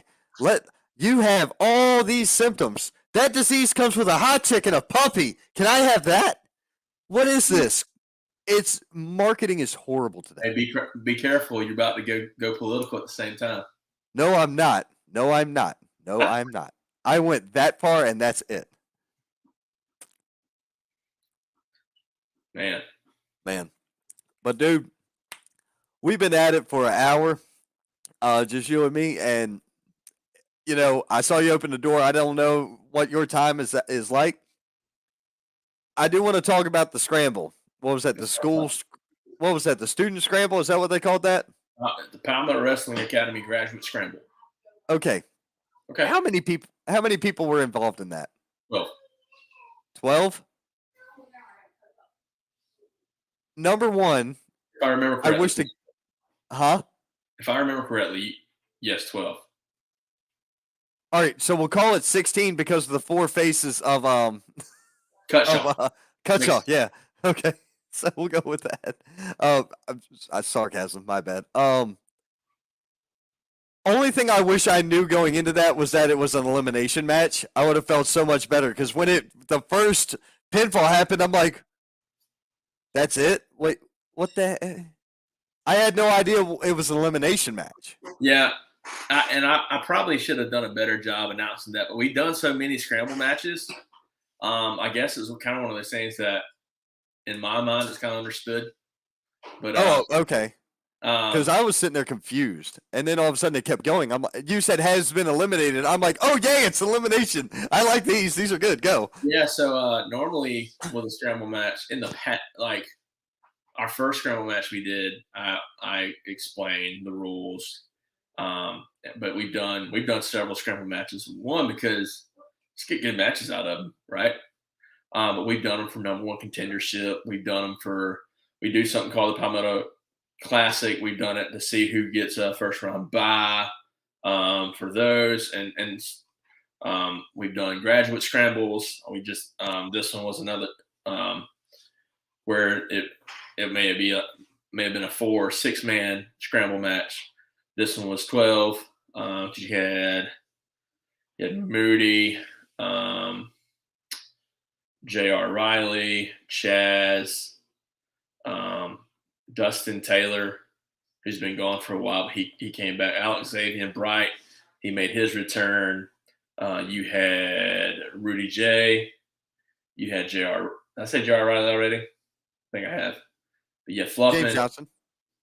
James Johnson, Funk. Raynon Albee, The Funk, Cutshaw. Shooter the Shooter Shaw, one of the four faces of Joshua Cutshaw, and number one dad, Paul Nasher. Yep. That's everybody. There's Dude, you got a great memory, brother, because I was like, I don't remember any of the names. I just remember, all right, to anybody that made fun of the stunner spot, get over yourself. It was fun and entertaining. Wrestling is fun and entertaining. It doesn't all have to be arm drags and hip tosses and headlocks and hammer locks. and we hit storytelling briefly earlier, right? But there's a brief bit of storytelling in that spot, right? Yes. Paul had tried to hit the stunner on everybody. Yeah. And every time a person reversed it or something happened or someone came behind him and hit him, and what happens? He stuns everyone at once. That was fun. It's great. It was fun. I loved it. Oh, There was more. So I did say J.R. Riley twice. Florida Man. I forgot about Florida Man. Yes, that guy. So I've said this before, and I told him when I got to meet him the other last night. I said, dude, when I first saw you, I was like, oh, this is gonna suck. And then I saw you perform. You're cool. He was like, hey man, thanks, and he just kind of scurried away like really quickly, and I'm like, odd interaction, but cool nonetheless. Okay. If anyone asked, you didn't see him there. That's it. Who? If anyone asks, you didn't see him there. Who are you talking about? Oh, okay. Thank you. You're picking up what I'm putting down. There you go. But dude, it was fun. I didn't get the gimmick. I still don't understand it, but that's the fun thing of it. You know what I mean? The kicker is the guy is he's small. He is. He is a small dude, but he's quick. He's talented, and he's not alone in that boat. You know, there are some very talented wrestlers in this region who are smaller individuals. Jacob Armachain is one of them. I don't know if you've ever seen or heard of Jacob before. She's fine. Okay. Oh, I was talking to my wife. We're good. Oh, okay. Jacob Armachain is a smaller statured individual. He's a great young worker. Tyler Storm is another smaller guy, phenomenal worker. Younger on the younger side as well. These These kids might not be.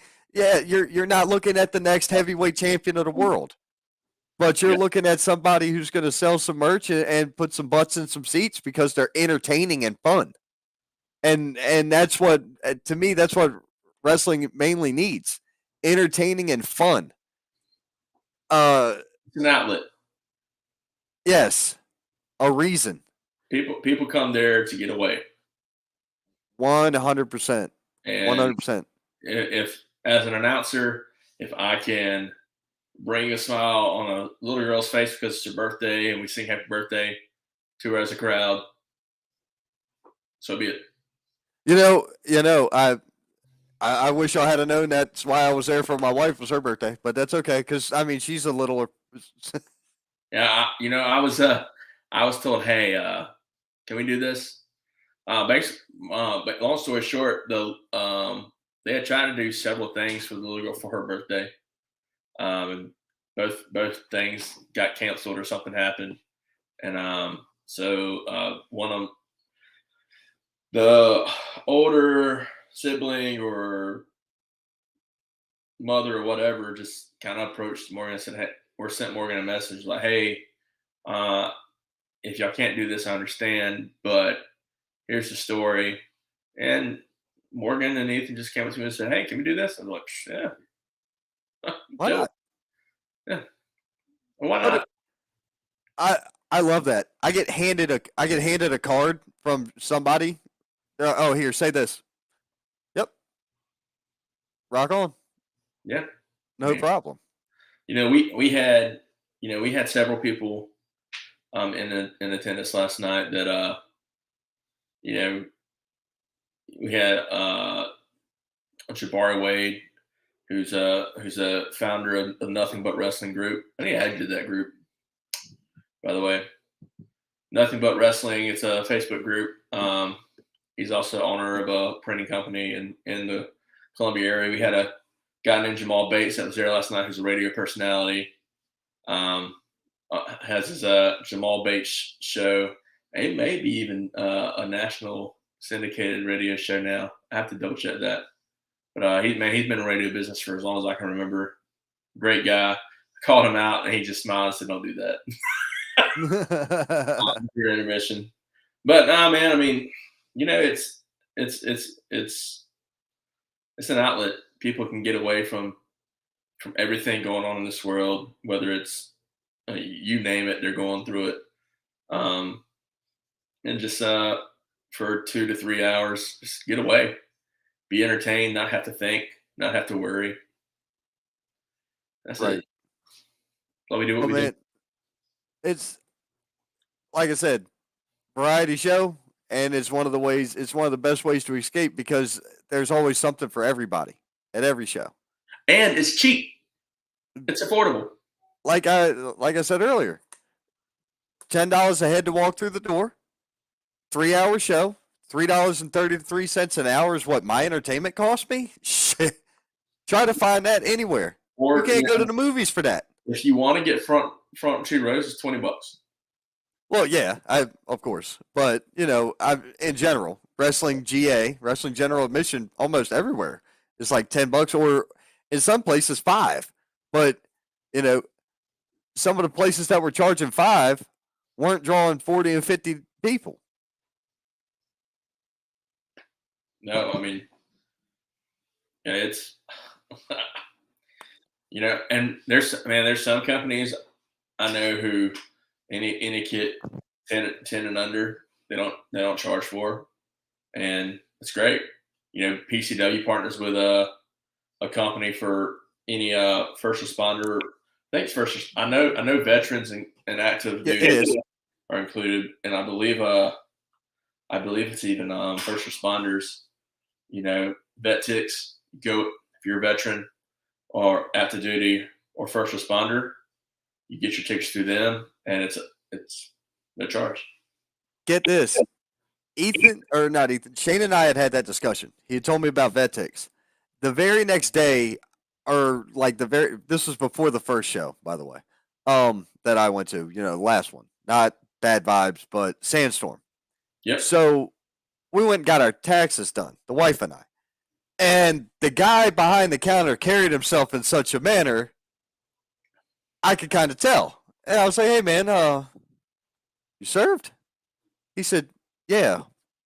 Why? How'd you know? I'm like, "Been around it most of my life, but thank you for your service."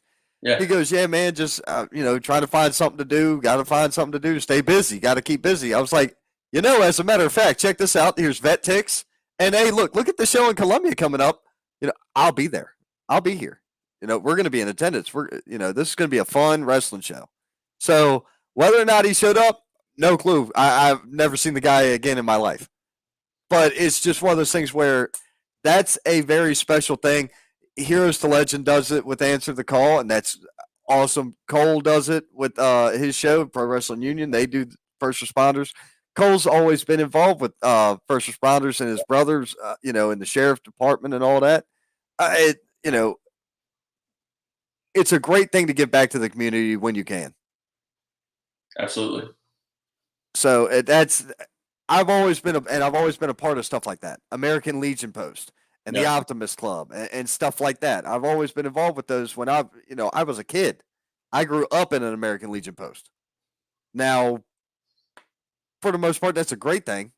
But you get to hear the old veterans talk, and you pick up on a whole lot of weird words, right? sure. It is what it is. Yeah, But so, uh, the other problem with that is you think in a different manner because of being around veterans and people that were involved in conflicts, whether it be World War II to now. I've pretty much been involved with people that were involved with everything. So you get a lot of mixed opinions and emotions, and it formulates how you react to what people say, if that makes sense. So I don't do well with people dogging out, somebody who served. My brother's been a firefighter as long as I can remember.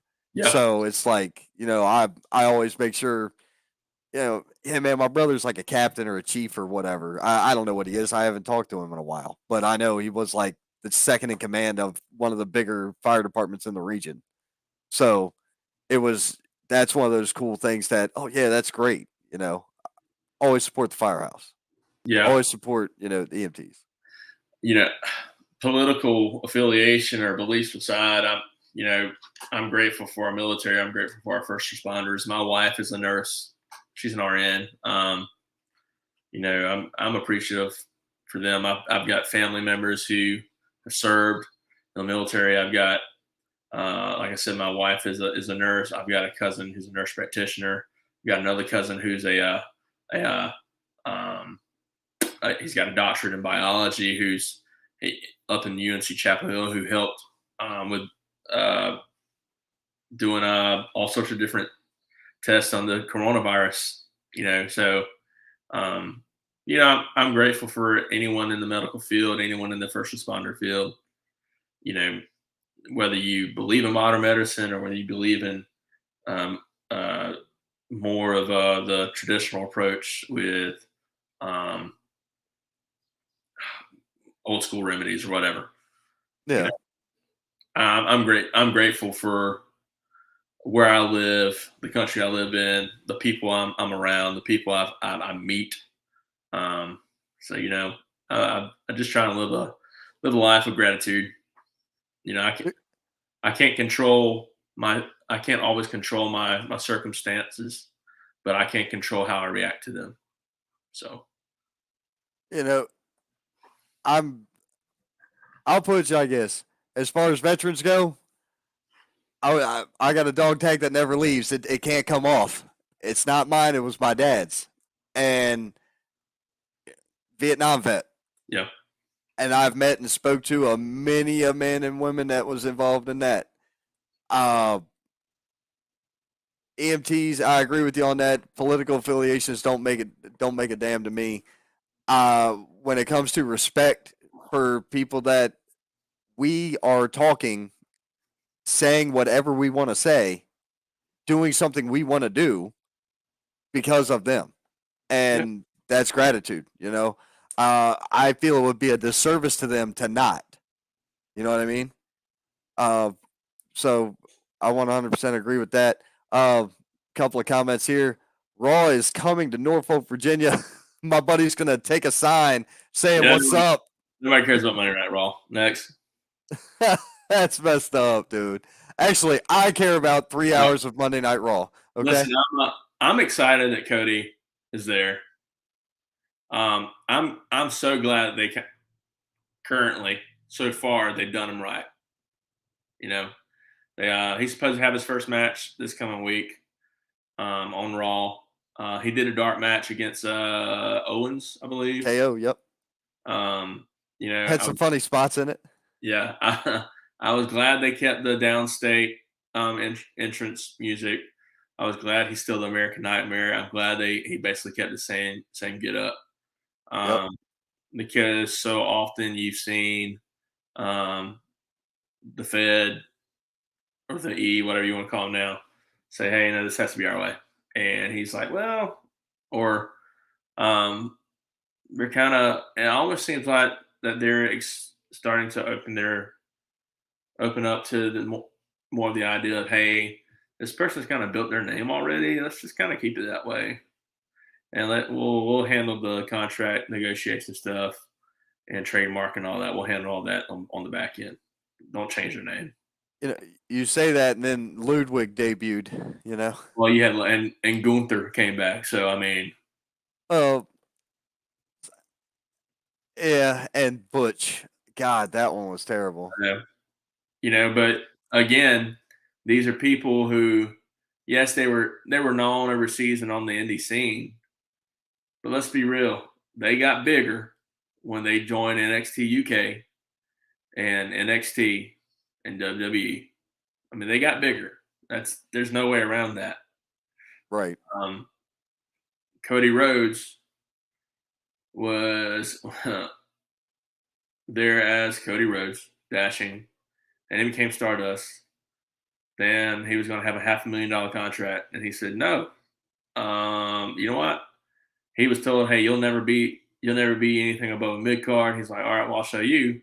Leaves, takes 6-7 years, maybe longer, reinvents himself in Ring of Honor, New Japan, helps find AEW, gets AEW put on the map, and leaves and comes back because there's something that he still needs to pursue, and that's WWE champion that his dad never officially got. Right.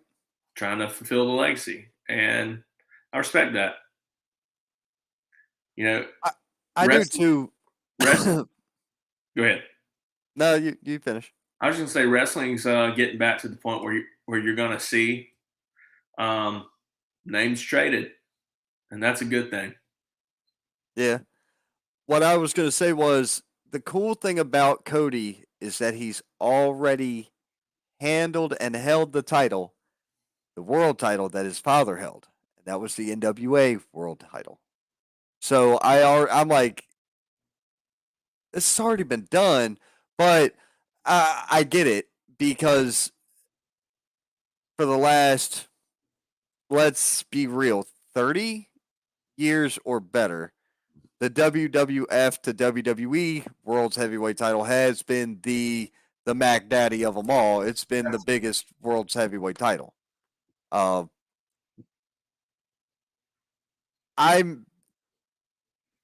one of those people where I'm very critical of everything I don't like.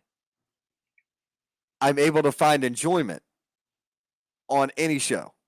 Okay, I can watch Impact and find stuff I enjoy. Mickey James, for example, Josh Alexander. I'm running out of names over there, but you get my point. You know, I can say there's a couple people on Impact I like to watch. There's a couple people on AEW I enjoy watching. The problem with AEW in my brain. Hello.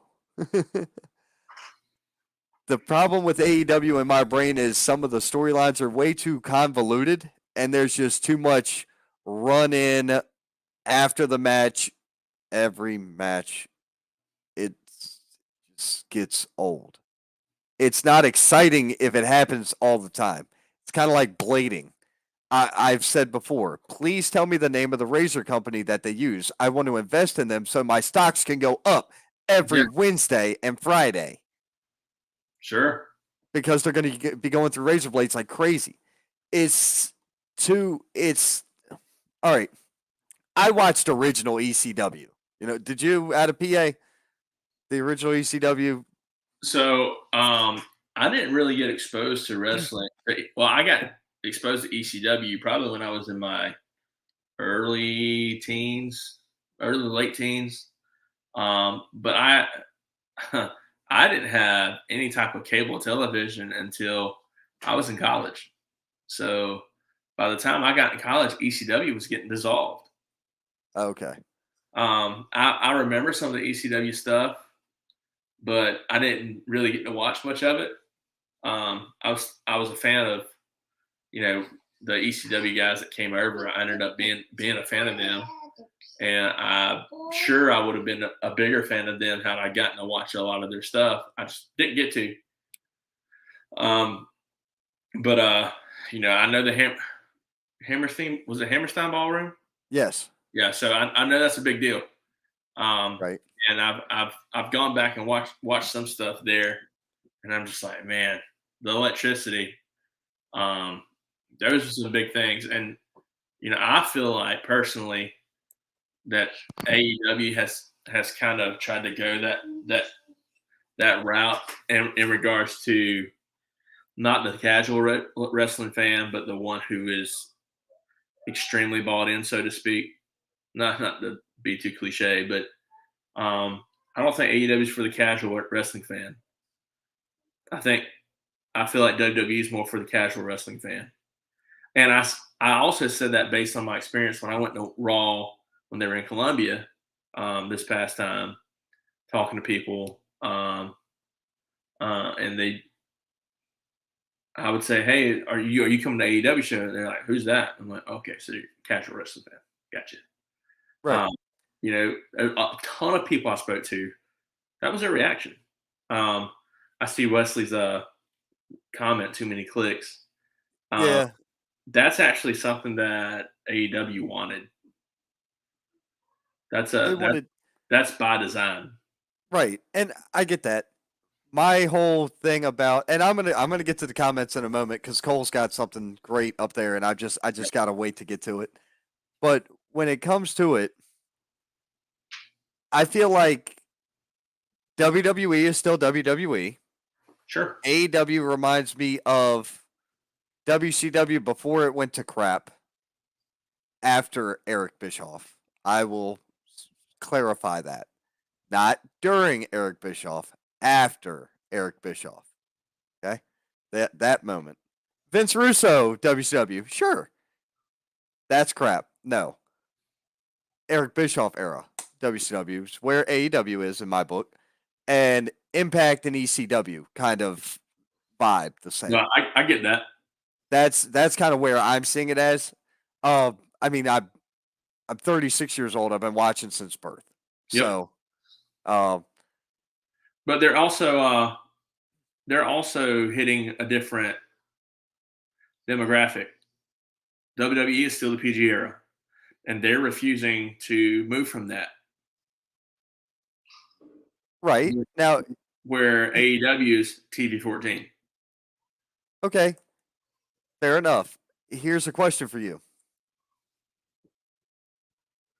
if you are your average 18 to 20-year-old right now in this world, you ain't got no bunch of money. The average kid in that age bracket, age demographic, is not high income.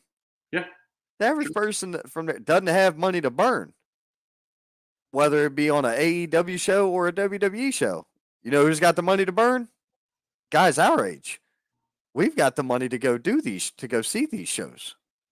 I don't spend the money on them, but I'm saying I have I could go. I don't do it. Yeah. But that's the thing. The people in their 30s and 40s are the ones who are willing to pay for it. And predominantly, we're willing to pay for it because we're going to take the little ones. Yeah. I don't, I don't need look, don't get me wrong, because I make some of the most off-color memes and off-color remarks, and I say some really scandalous things. No problem. Guilty as charged. I am not the Howard Stern of wrestling podcasting.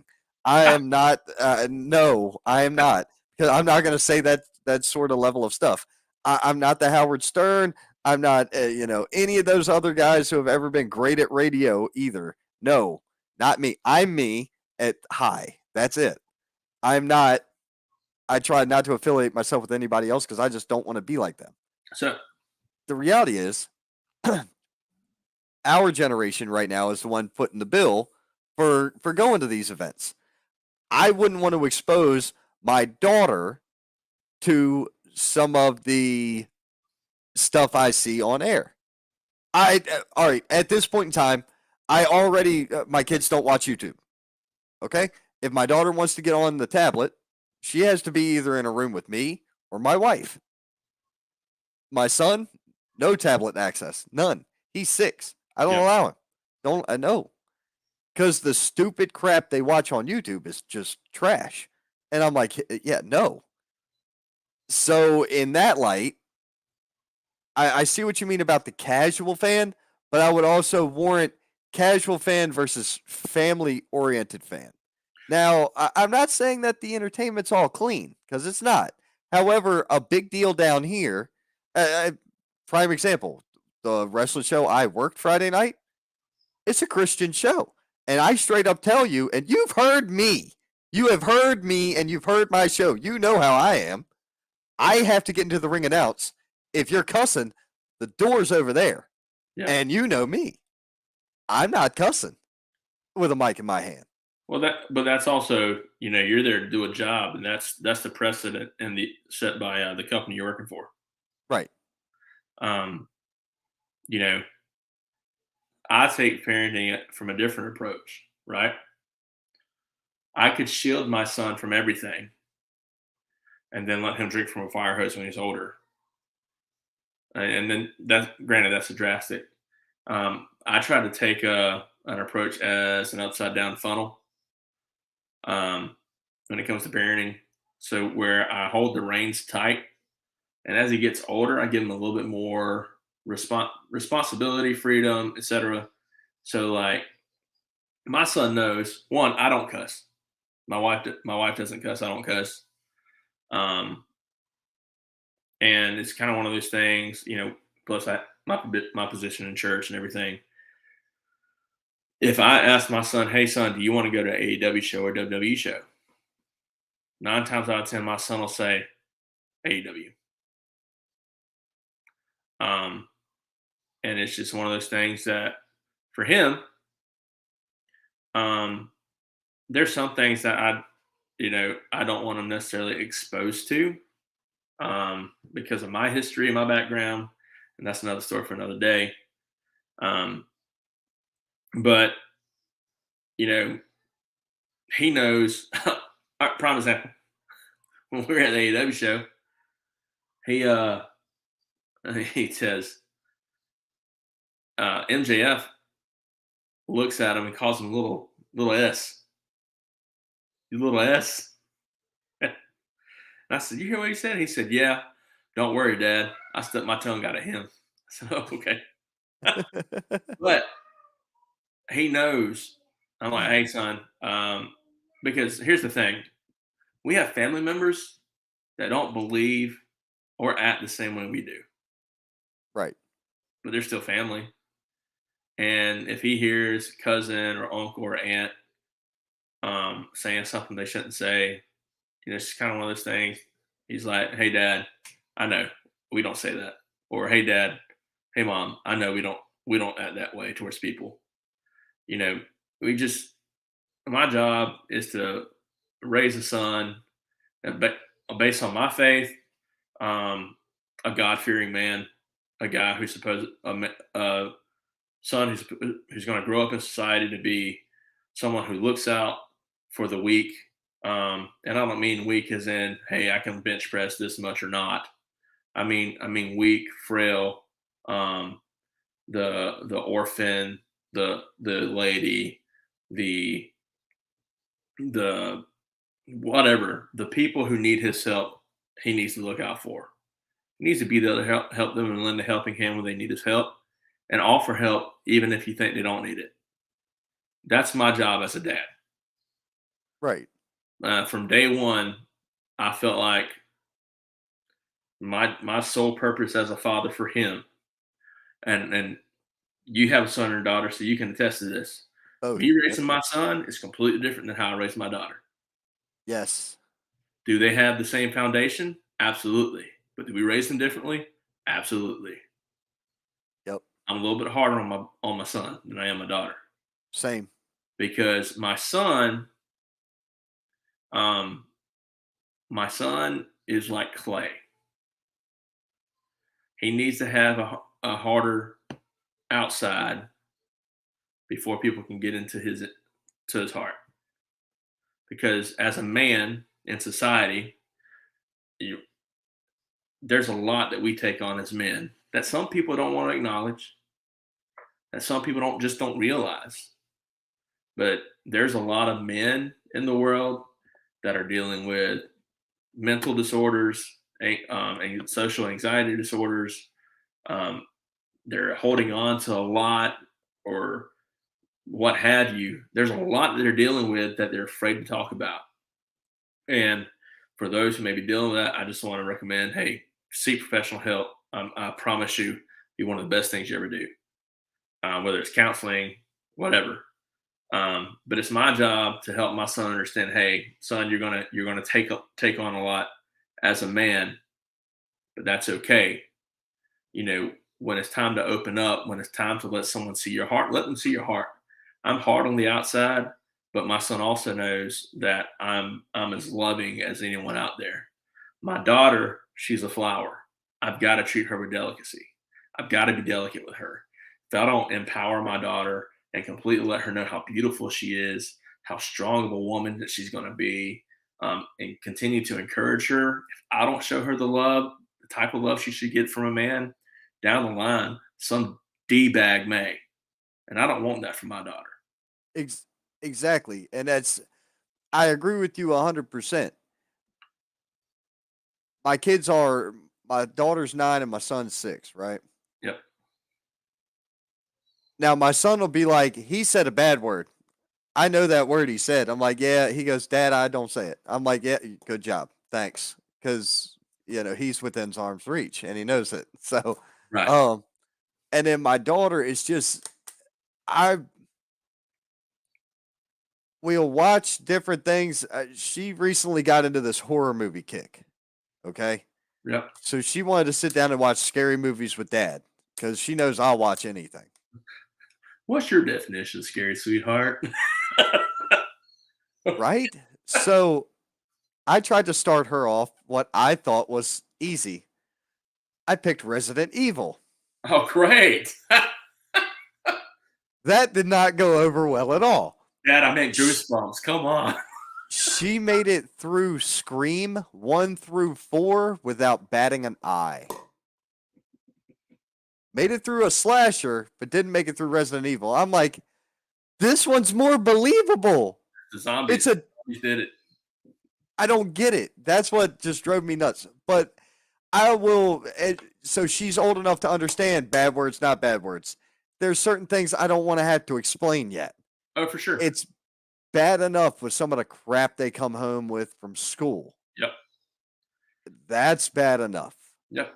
Yet again, we're getting ready to get into a way off topic, and this will be a time where you and I think we need to go find a place to have a beer, and that'll be that, and we'll sit back. Oh, you preach, right?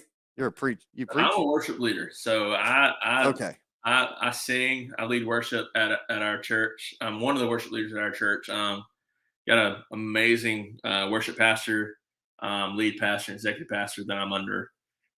Just great people. And no, I don't preach. I've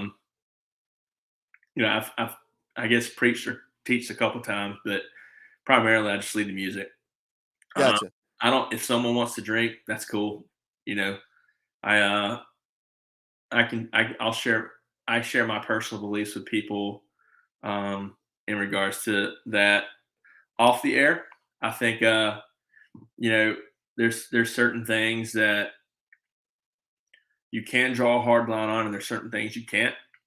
Um, I do believe that when it comes to drinking, um, and this may give you an idea, uh, based on my faith and based on the book that I believe in as the Holy Bible. The Bible mentions a lot about drunkenness and how it's a sin.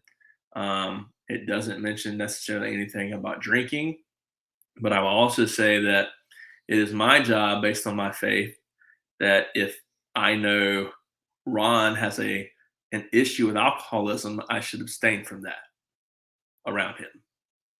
Right. I And I'll That leave it. makes sense. That makes sense. Hey, look, tea. Okay. No. Um I the cool thing is you guys are a wrestling show that offers drinking to Yep. adults. And personally, it's way too far of a drive, so I'm not partaking. I don't Number one, I don't drink heavy anyway. I haven't drank heavy in years. I do enjoy I enjoy a nice beer with the fellas, nice cigar every now and then, whatever. But hell, I've had a six pack in the fridge now since February. It's still there. Yeah. So I'm one of those drinkers, you know. My Now there was a night on air. my uncle got killed by a drunk driver. When I Ugh, was in 1999. So I was 12, 13 years old then. So you know, I don't mind. I don't mind having one myself. I don't mind if others do it. For me, it's just, hey, be smart. If a lot of people say, "Oh, I'm just tipsy," I'm sorry, tipsy driving is driving. I'm that guy, guys. I agree. If you feel a Oh, tingle across your face, guess what? I've Don't get behind the wheel. That's how I learned how to drive a stick Yeah. shift car. Was I was at a bar room and one of my dude I knew was obliterated. I had had one. I immediately quit drinking. I told my buddy, "Hey, dude, you're gonna drive my car. I'm gonna drive that guy's car. We're gonna get him out of here. Yeah. I've already got his keys. So don't drink too much because I was gonna drive. He was gonna, drink. I Sure. was gonna have one and then switch up. That was average because we used to open and close bars. We're talking 2 o'clock in the morning driving home. So we get there at 8. So that all we did, dude. I shot more pool than anything else in a bar room. But that was my thing back then. Back when I had one good, two good shoulders instead of one. So I haven't tried to shoot pool in 8 years now. I don't Yeah. think I've shot pool in 8 years. But at any rate, I digress. I'm one of those people where like, oh, Elliot and I are going to go meet up and we're going to talk about something we're going to create. Cool. We go meet at a restaurant. I'm probably going to have a beer to start the night, and then I'm going to switch to coffee or whatever. And that's me. I love That's coffee. how. Yeah. If you've never had Folger's 1850 line, my brother, you are mistaken because their 1850 line of coffee is gold. I'm a little bit more bougie than that, Ron. Dude, Dude, I'm so bougie with my coffee, man. I have a friend of mine that I went to high school with who lives in Alabama now. They're called Daysol, Daysol Coffee Labs. Um, he roasts and he owns his own. He actually opened up a coffee shop in Montgomery, Alabama. There's Birmingham, one of the two. Anyways, I get all my coffee from him. I get whole beans, I grind it, and yeah, oh, it's delicious. okay. Well, then, yeah, you're way more bougie than I am. I will. I haven't. I will make the. I've made this bet and I've yet to lose. I will make. I can make you the best cup of coffee you've ever had. Uh, okay. Well, I'll have to take you up on that, but my wife's gonna want a cup. So, and now are we talking like dark roast or what? Uh, so I normally do a 2-to-1 cut with one blend called the Wonderlust, which is like an espresso blend. Not it doesn't have it's an espresso blend, so it doesn't have all the caffeine. I do a half cut with actually a decaf cut that's aged in bourbon barrels. All right, so I only do leaded. I don't do unleaded. That's A for It'll me. be lettered. It'll be lettered enough. Don't you worry. Yeah, I'm a caffeine guy. Yeah. So there's that. Let's see. Ah, God, what was my tagline years ago? Oh, caffeine, nicotine, and adrenaline are the only things that kept me going. That was it, Hey, man. well, you need to get on that beta alanine while you're at it. What's that? So beta alanine. I said name to just fit Yeah, everything. yeah. The beta alanine is actually it's what they use in pre-workout energy drinks. Oh God, It no. makes your I entire used body tingle. when I yes, it does because at one point in time I had to cut weight badly. When I was out for 9 months. You're looking at me. Hold on, stop. Wait. You'll understand in a minute. Before I got hurt, I weighed 135 pounds. When I went back from being hurt, 185 pounds. It was very hard to move Yeah. with an extra 50. No, I get. I cut coffee. I drank pre-workout first thing in the morning. That was my coffee was a pre-workout thing. I drank a boatload of water. I drank Gatorade that I Yeah. mixed myself in the powder in the shaker. The shaker also I did my protein powder mix. That was my lunch. I dropped 50 pounds in 3 months or less doing that. So I went back, that 1 year I went from 135 to 185 back down to 135. Then office job. So now I have to struggle to stay at the 160 threshold because I work in an office now. I'm two of you. Well, it's you are also a whole lot taller me. Man, yeah, I What forget are how you much it is. 6'2"? About 6'2", 6'3", something like that. Okay, All, not bad for only seeing you twice. all depends on how much my spine's been stretched the previous week going to the chiropractor. Oh, I can't reach it. There's I got my traction machine's next to me for my neck to stretch my neck out. It's ridiculous. But I'm a huge believer in like at least trying to do the right thing. Yeah, If best efforts. But let's catch up on some comments, brother, and we'll take it home, okay? Let's see here. Sometimes you have to go away and do something different, something against what people thought you'd be capable of to be seen as you knew from the start, but maybe they didn't catch it. Cody did that. I agree, man. for sure. Mickey James is a Virginia girl. Yes, she is. Richmond, Virginia's own. I was born like 2 hours north of her, right outside of Washington, D.C. AEW has too many clicks. Yeah, we saw that. AEW original on CMT. I don't think it Yeah, was originally on CMT. it was actually I think it was on TNN. Yeah, yeah, way back when it was like TNN. Because TNT was So WCW. Raw was on TNN too, and then went to USA. Well, USA first. They were on USA first. Went to Monday TNN. Night Raw was on. Yeah, then went to TNN, then went back. Yeah, I remember ECW being on TNN as well. Yeah, and then they remade it and it came out on Sci-Fi, but that doesn't count. TNN became Spike TV. Yes. And Back in the day, WCW was on TNT and then TBS. TBS. Yep. Thunder. Ugh. All right. I was VHS recording on. I ran. All right. So put this together.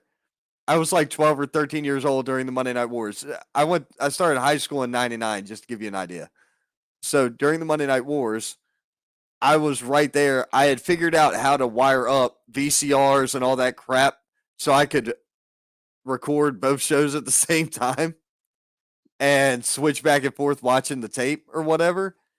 Man, the Monday Night Wars were a blast for me. Bro, I don't know how everybody else felt, but I had a good time. But I convinced my parents to allow me to walk to my uncle's house, who was like 2 or 3 houses down the street from me because he had satellite and I did not.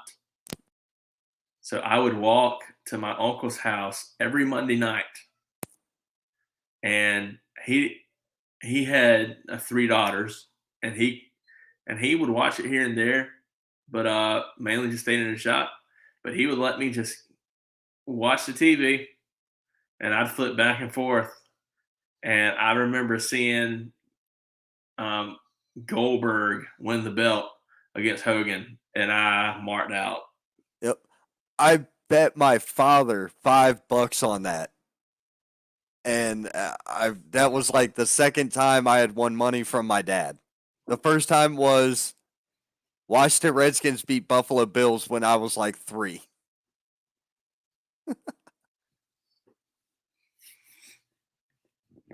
What else we got in those comments? All right, let's see here. Watch it all, fine, good and bad and everything. Oh, yeah. I agree on that. Not casual. He's been watching since '86, so pretty much right there around with me. Money merchandise. If kids like it, parents will buy it. Agree to that. 44. Yeah, he's taking his son to the Monday Night Raw show. He said, "Hey, man, when you were talking about the way raising as a parent." Yeah. Yep. Scott Larson, hashtag truth. What's up, Scott? Mr. Larson in the house. My mom was an alcoholic, and it affects me even today. She's been gone since '03. Man, I never knew that, Scott. I understand. I will leave it at that. I understand. French press baby talking about the coffee earlier. Cole Mack chiming in. Love my coffee too. Hell yeah, Scott. Let's see.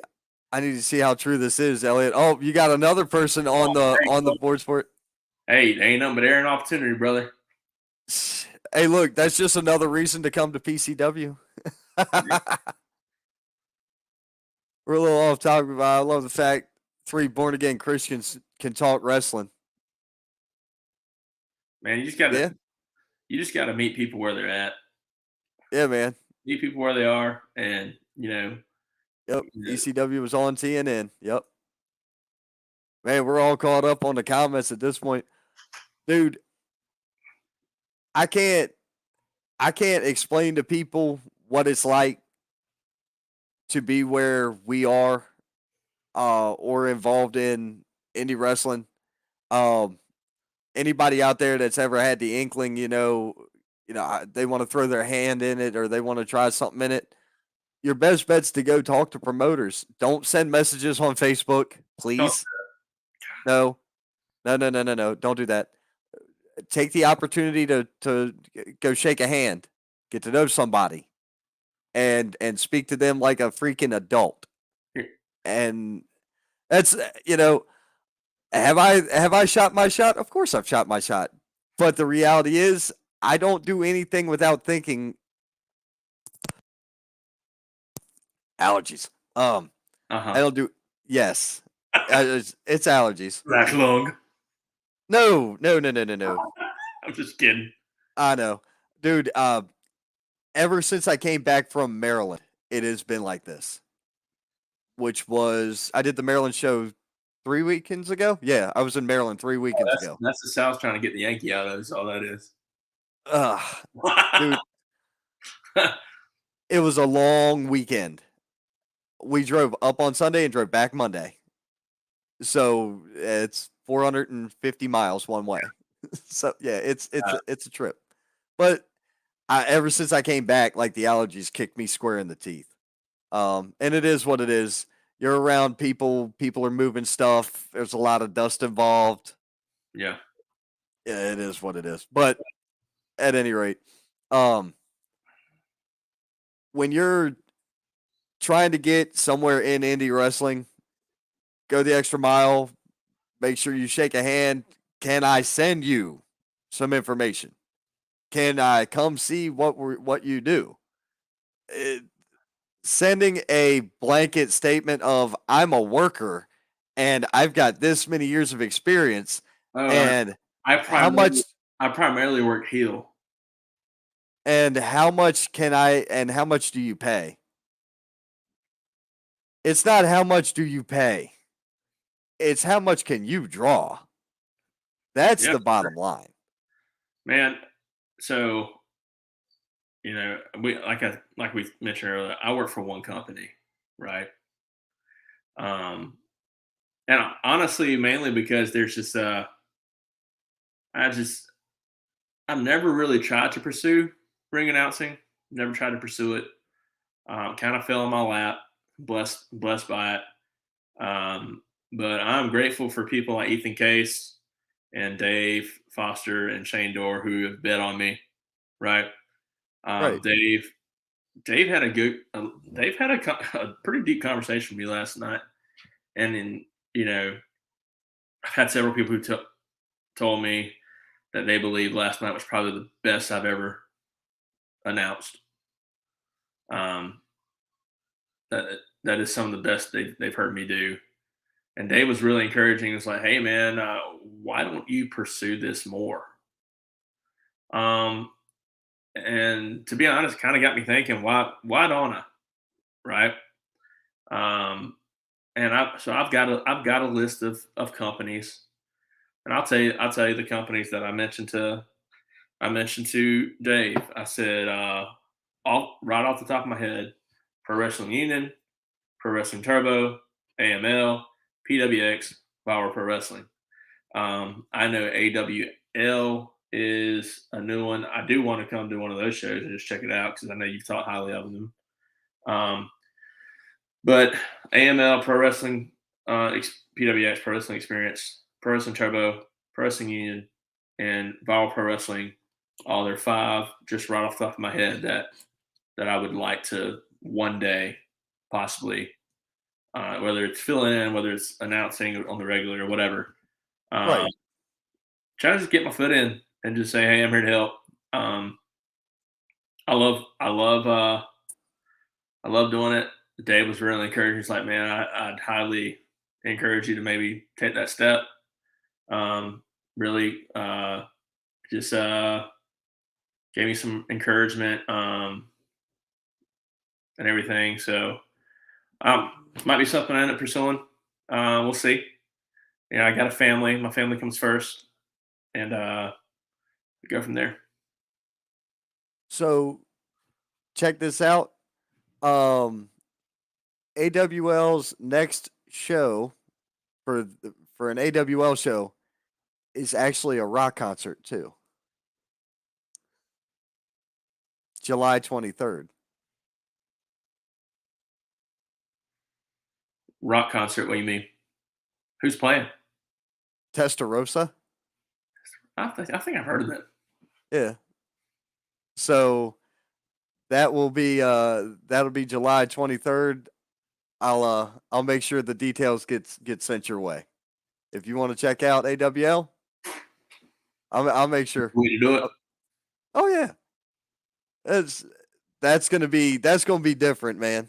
Yes. That's gonna be a different show. I can tell you that because of it's a rock concert and pro wrestling. It's gonna be out there. Cool. The venue's fun. When you can think backyard wrestling all you want. Ain't no mattresses, ain't no trampolines, ain't no trailers lined up. Quarantining it off. No. There's 8-foot walls, seating, a full stage, and an entryway and everything.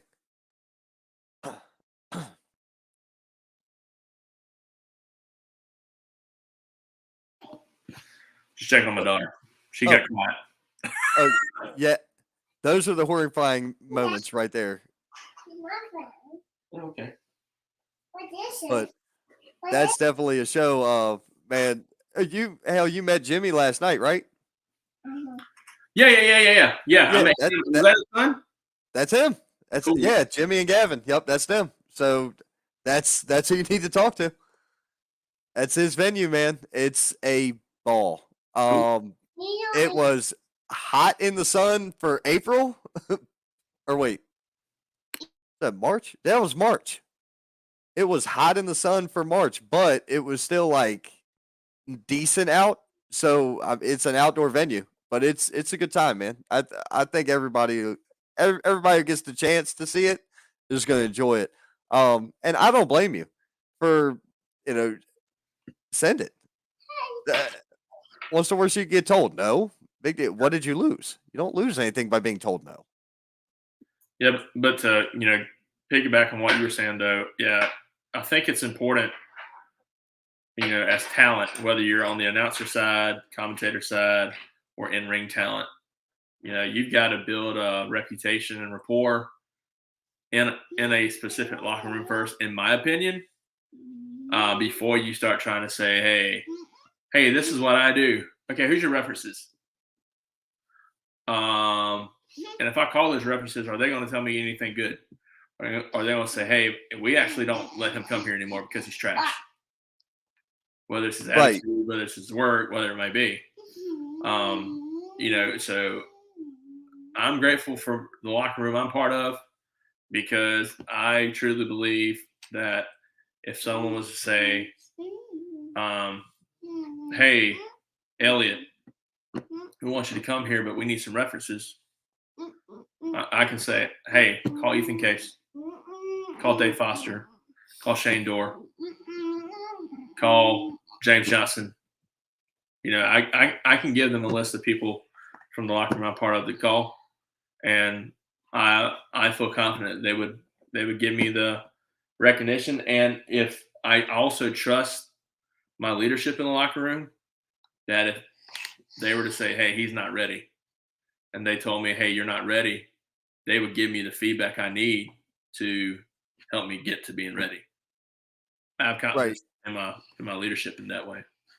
Now, one thing that has happened to me with being affiliated with multiple companies is scheduling conflicts, and it is what it is. But what's fun is, at least in my case, what I've done is this: when a show got rescheduled and I was booked already for that day, that somebody else rescheduled it too, I'm like, well, I was already agreed to here, but I know X, Y, and Z a person. Can I recommend you call them? I've gone that route because I don't want to leave somebody high and dry. I think that Absolutely. that's rude. And what kind of professional would you be if you weren't able to say, "Hey, look, I don't know the price tag. I don't know nothing about it, but I know quality person, quality work here." I've I've done that and referees will tell you that firsthand, and there's other people who will tell you that firsthand. I don't need them to tell you that, but that's just one of those things, man, where you've surrounded yourself with great people, and you know that. Shane, Dave, Ethan, Jamie, the list goes on and on. But like those four people right there, if anybody in this state or the surrounding, I'll go three at least, doesn't know who they are, you don't need to be there anyway. Absolutely. I mean, I've I got no idea what's going on in Georgia right now, but I have a feeling things in Georgia are about to pick up. I have no idea what's going on in North Carolina or Tennessee right now, but I got a feeling things are about to pick up in those areas as well. Tennessee's a weird one for me. I'm not. Some of the content I've seen come out of Tennessee is just way too not my style. Yeah. Some of the content coming out of North Carolina has been way not my style as well. Some of the content I'm seeing out of Georgia seems to be more pace of what we're used to. You know what I'm saying? I also try to stick. I'm not saying I try to stay in a comfort zone. I'm trying to say I stick with products that seem genuine. Well, and it's not necessarily a comfort zone, but all right, you've seen my ring attire, right? Yeah. My ring attire is pair of skinny jeans. I'm gonna say skinny jeans, maybe jeans with the holes in them, whatever, and a button-down shirt that maybe Hawaiian print, maybe just geometric print, whatever, and a Right. pair of tennis shoes. If there's a company that I'm interested in, but stylistically, my style just doesn't fit them. Then I either need to A, change my style, or B, to say, hey, you know what? I don't think stylistically. I mean, we do this in the 9 to 5 world all the time, right? You get a job interview, and after you look at everything up and down, you're like, hey, you know what? I I just don't think this is going to be a good fit, so I'm just going to decline it. We can do the same thing with wrestling. Hey, if you're not a good fit with a company, hey, don't be afraid to say, you know what? Just not a good fit. I think idealistically we may just be on two different spectrums, and that's fine. Hey, Well, right. you have your train of thought. I have my train of thought. I think you're doing great things, but I don't think I'd be beneficial for you and your vision. Yeah, that's true too. And luckily in my case, pretty much everybody I've dealt with Yeah, has been decent. I've been fortunate in that rate. I got nothing to say against that. Referee Timothy Godfrey chimed in. No, I'm a little late, but I'm here. Man, you're very late. Need to give references like that. Wait, who can I give to? Uh, I don't know, man. You've got Timothy Godfrey's got great references. He's worked for a bunch of different places as a referee. So you mentioned Pro Wrestling Union earlier. I'm gonna take a step back to their last show. We were sitting there at the Wrestling Classic. I'm running audio, so I wasn't even doing ring announcing. Matty G was. I love Matty G. Everybody loves Matty G. oh, yeah. Nice guy. That's a good guy. Yeah, he is. So pause for a moment. I never officially met Matty G.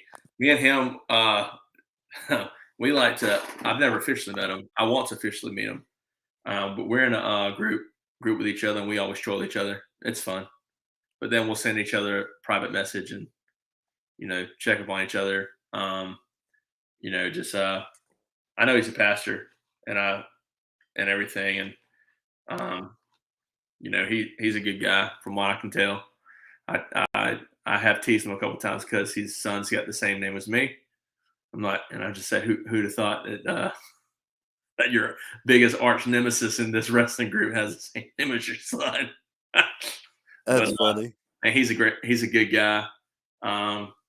Talking, we just have differences in opinion for AEW versus WWE, and I actually love it. And I actually enjoy WWE more than I let people think I do. But it wouldn't be no fun if I told them otherwise. You know what I mean? Well, right. The fun thing is enjoy everything. Absolutely. So find enjoyment in everything. Right. But once again, I think highly of Matty. He's one of my favorite people to be around. If you've never been around him, be around him at a wrestling show. It's a ball. Timothy Godfrey's a ref, and he's been a referee for years. I can't remember who trained him. He'll correct me eventually. But he wasn't booked at that show. He was there just to help. He sat next to me while I'm running sound. What I got out of him was I got the ref's perception of what's going on in that ring, including the cadence, the count. Why are you yelling that way? Yell this way. We need to know, not them. Or, all the minute details of a ref.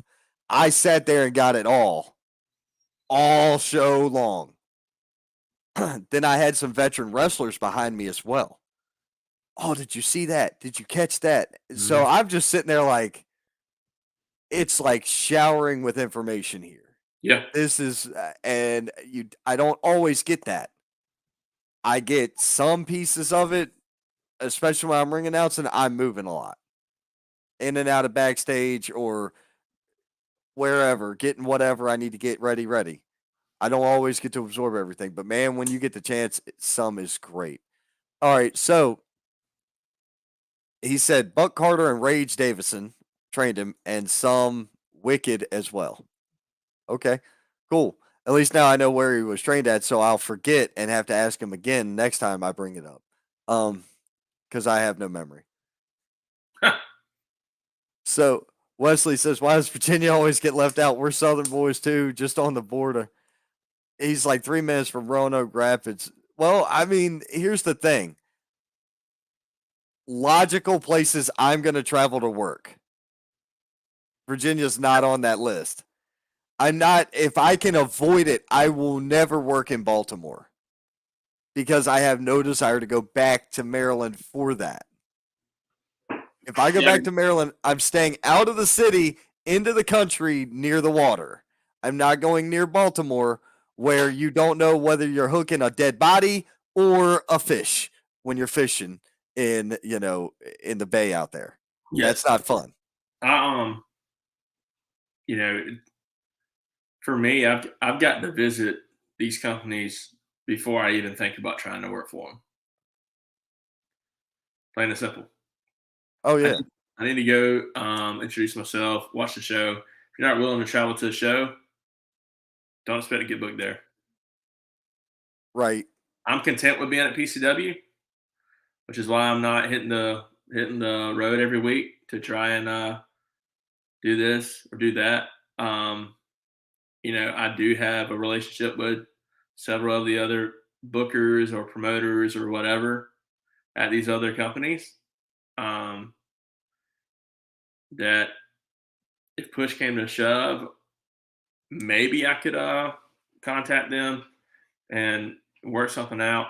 Um, but yeah, I didn't get to make it to the Pro Wrestling Union show last week before last, just because some things Yeah. came up. But long story short, if you want to get booked somewhere, show up. Oh, I agree with that entirely. Yes, Trained. Bill, they do. You know that. He knows. He knows. I know he knows. The He's being legendary. sarcastic. He's being sarcastic. I once again, a lot of people give him a lot of flack. Say what you want. 20 years in the industry, still doing good things, funny things, I, and 40 years in business itself. I've never met him. I can't judge the guy. I think he was on your show. He's been on your show multiple times, and I've Once. once. Bill was on my show one time. Yeah. He's on. Maybe I saw him on your show and then went and saw he was on other podcasts. Maybe that was it. But yeah, what I do know is anyone who has been in the industry as long as he has. All right. You there? Let me check my settings here. Hang on just 1 second. All right. I think I got it right now. No, so what I was saying was I've never met Mr. Bill. But what I do know is anyone who's been able to be in the business as he was on for 2 days, so it seemed longer. Yeah. We had a long show that day. What I do know is anyone who's been around the business as long as he has definitely has some insight and definitely can provide knowledge and wisdom. Like I said, I've never met him. And I know people have their own opinions of me. I'm sure people have their opinions of, like you said, you earlier. I don't judge a book by its cover. I'm the type of person I'm gonna have some conversations with you first before I make my own opinion, form my own opinion, and everything. But yeah, he was entertaining when I tuned into your show and saw him. He was good stuff. Yeah, we have different. That's one of the fun things. When you have a different attitude than what is generally conceived or considered in an area, you're considered an outsider or you're considered something else, And I'm considered an outsider, even though for anybody who doesn't know their history, the Mason-Dixon line is the Maryland PA border. So technically I am still kind of a Southerner, but you called me a Yankee earlier, right? I don't care. It's all in fun. because in reality, calling Maryland a Yankee state. Okay, they do stupid stuff like a Yankee state. Yes, we'll go with that. They're not a Yankee state. They just act stupid like one. By proxy. Yes, there we go. But what is great is the ability for guys like you, if you ran a podcast versus what I do versus what anybody else does, it's all going to be enjoyable content. So it's content that you want. You know what I mean? I've been thinking about what you told me last night. So be on the lookout for a possible future podcast. I've got the intro, and yeah, so it's actually something I've been working on for several years. And so this program you're on is called StreamYard, and this is the one that's worth having. I can go over other details with you off air, but there's some things that are a waste of money. There's some things that aren't. It all depends on. Start with one thing and then see if it's worth investing more. Yeah. Because the investment on this is versus the return on this, there is no ROI here. Okay. So I'm looking at maybe doing, instead of doing video, just doing audio. So you still have to have a program to rip it. Yep. Then convert it. So I'll pre-record it and everything, and then upload it. Well, so it can't just be uploaded. It's got to be done in an RSS feed.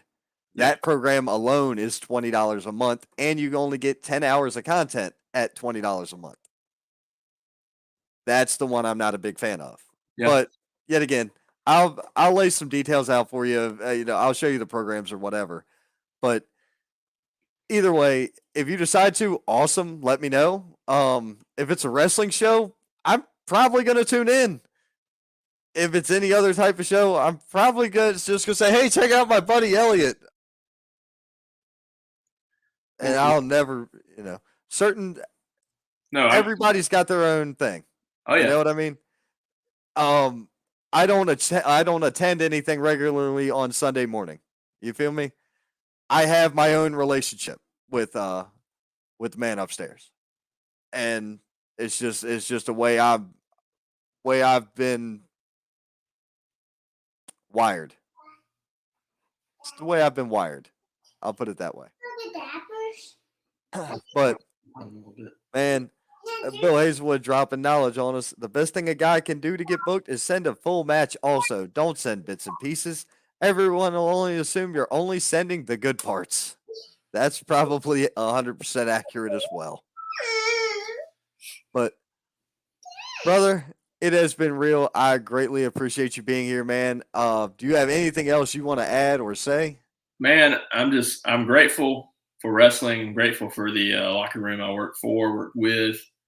I'm grateful for you for extending the opportunity to be on here with you tonight. Chopping it up, man. Thank you for entrusting me as a guest. I appreciate that. I appreciate that faith. I'm very confused by that because my show predominantly has like no rules and you don't cuss or anything. So it's like, man, I try and approach everything with gratitude, man. I'm grateful. I get that. It's just like, yeah, I just don't cuss. So I had an English teacher who just always said, "Don't waste your words." Right? Don't waste your words, or there's certain words that cost. And the way she basically her point was had to do with essays. When you're writing an essay, get to the point, right? Don't try and fluff it up. Just get to the point. And I have appreciation for that. And her thing was, you don't waste your words. So I don't know. I grew up in a home where neither of my parents cussed on the regular. I heard my parents cuss like maybe 3 times my entire life, and it really freaked me out. scared me half to death because I'm like, holy cow, they never do this, so they're really ticked off. Um, and so I've just, for me, when it comes to cussing, it doesn't do anything for me. I don't know that it builds the other person up if I'm cussing at them. So I try to build people up rather than tear them down. So what words can I use to help build someone up, or can I describe a situation in a way that still um, can bring edification in the end, rather than because 9 times out of 10 our problems you know aren't necessarily with the individual. It's with the situation. So Right. I just don't cuss. Uh, I, and like I was saying, man, that's neither hide nor hair. yeah. I've I have had people I've never spoken word one to physically in person before on air. I've y- I was like, this is a no brainer. To me, No, it was a no brainer to have you as a guest. I'm honored. I'm humbled, and I'm grateful. Really appreciate it, man. Of For course. sure. And if I'm ever a guest on your show at some point, I will do my best not to break any rules. Oh, Um, that's that's I believe mutual in you. respect. I believe in you, Saint. Yeah, You yeah. can't. You can't be a saint. You can't. Nobody understands this. Nobody understands this. Nobody understands this. Do you want to know what this is from? I will tell you what it's from. Have you ever seen the movie The Boondock Saints? Yeah, I'm a big fan. I'm ready for the third one to come out. Thank you. Yeah. Right there. That's all it is. That's what that's about. 100%. I am a huge Boondock Saints fan. So that's where this name came from. I've been using that name on video games or whatever since. So I seriously thought about getting a tattoo that was the Boondock Saints prayer. All right. My goal is Veritas and Aquatus Yeah. here, right here. Truth and justice, 1-on-1. Yeah. And Yep. shepherds we shall be to thee, my Lord, for thee. See, How I have God. to send forth from thy hand. Yes, so thy feet may swiftly carry out thy command. What a great movie. God, I love that movie. If anybody hasn't seen that movie, It, you suck. it You just nomine need Patri Filii Spiritus you're Sancti. the Yep. something. Yes. All day. Oh, and the other one is Ezekiel 25, or what was it? 25:17 from Pulp Fiction, even though he changed it. Never seen Pulp Fiction. All right, change that. You got to if you loved the Boondock Saints, you will love Pulp Fiction for the same exact reasons. The part that made the Boondock Saints so entertaining with the changing in timeline is the same thing that happened in Tarantino's film Pulp Fiction. That's why. Wesley Flasky, you've never heard of it? Go to your room and get one. What is wrong with you? Guys, Netflix has it, I believe. If not, your local cable provider probably has it. It's somewhere. If not, it's worth buying on Blu-ray or DVD. The Boondock Saints. 3 words. Can you say bye? It is worth it.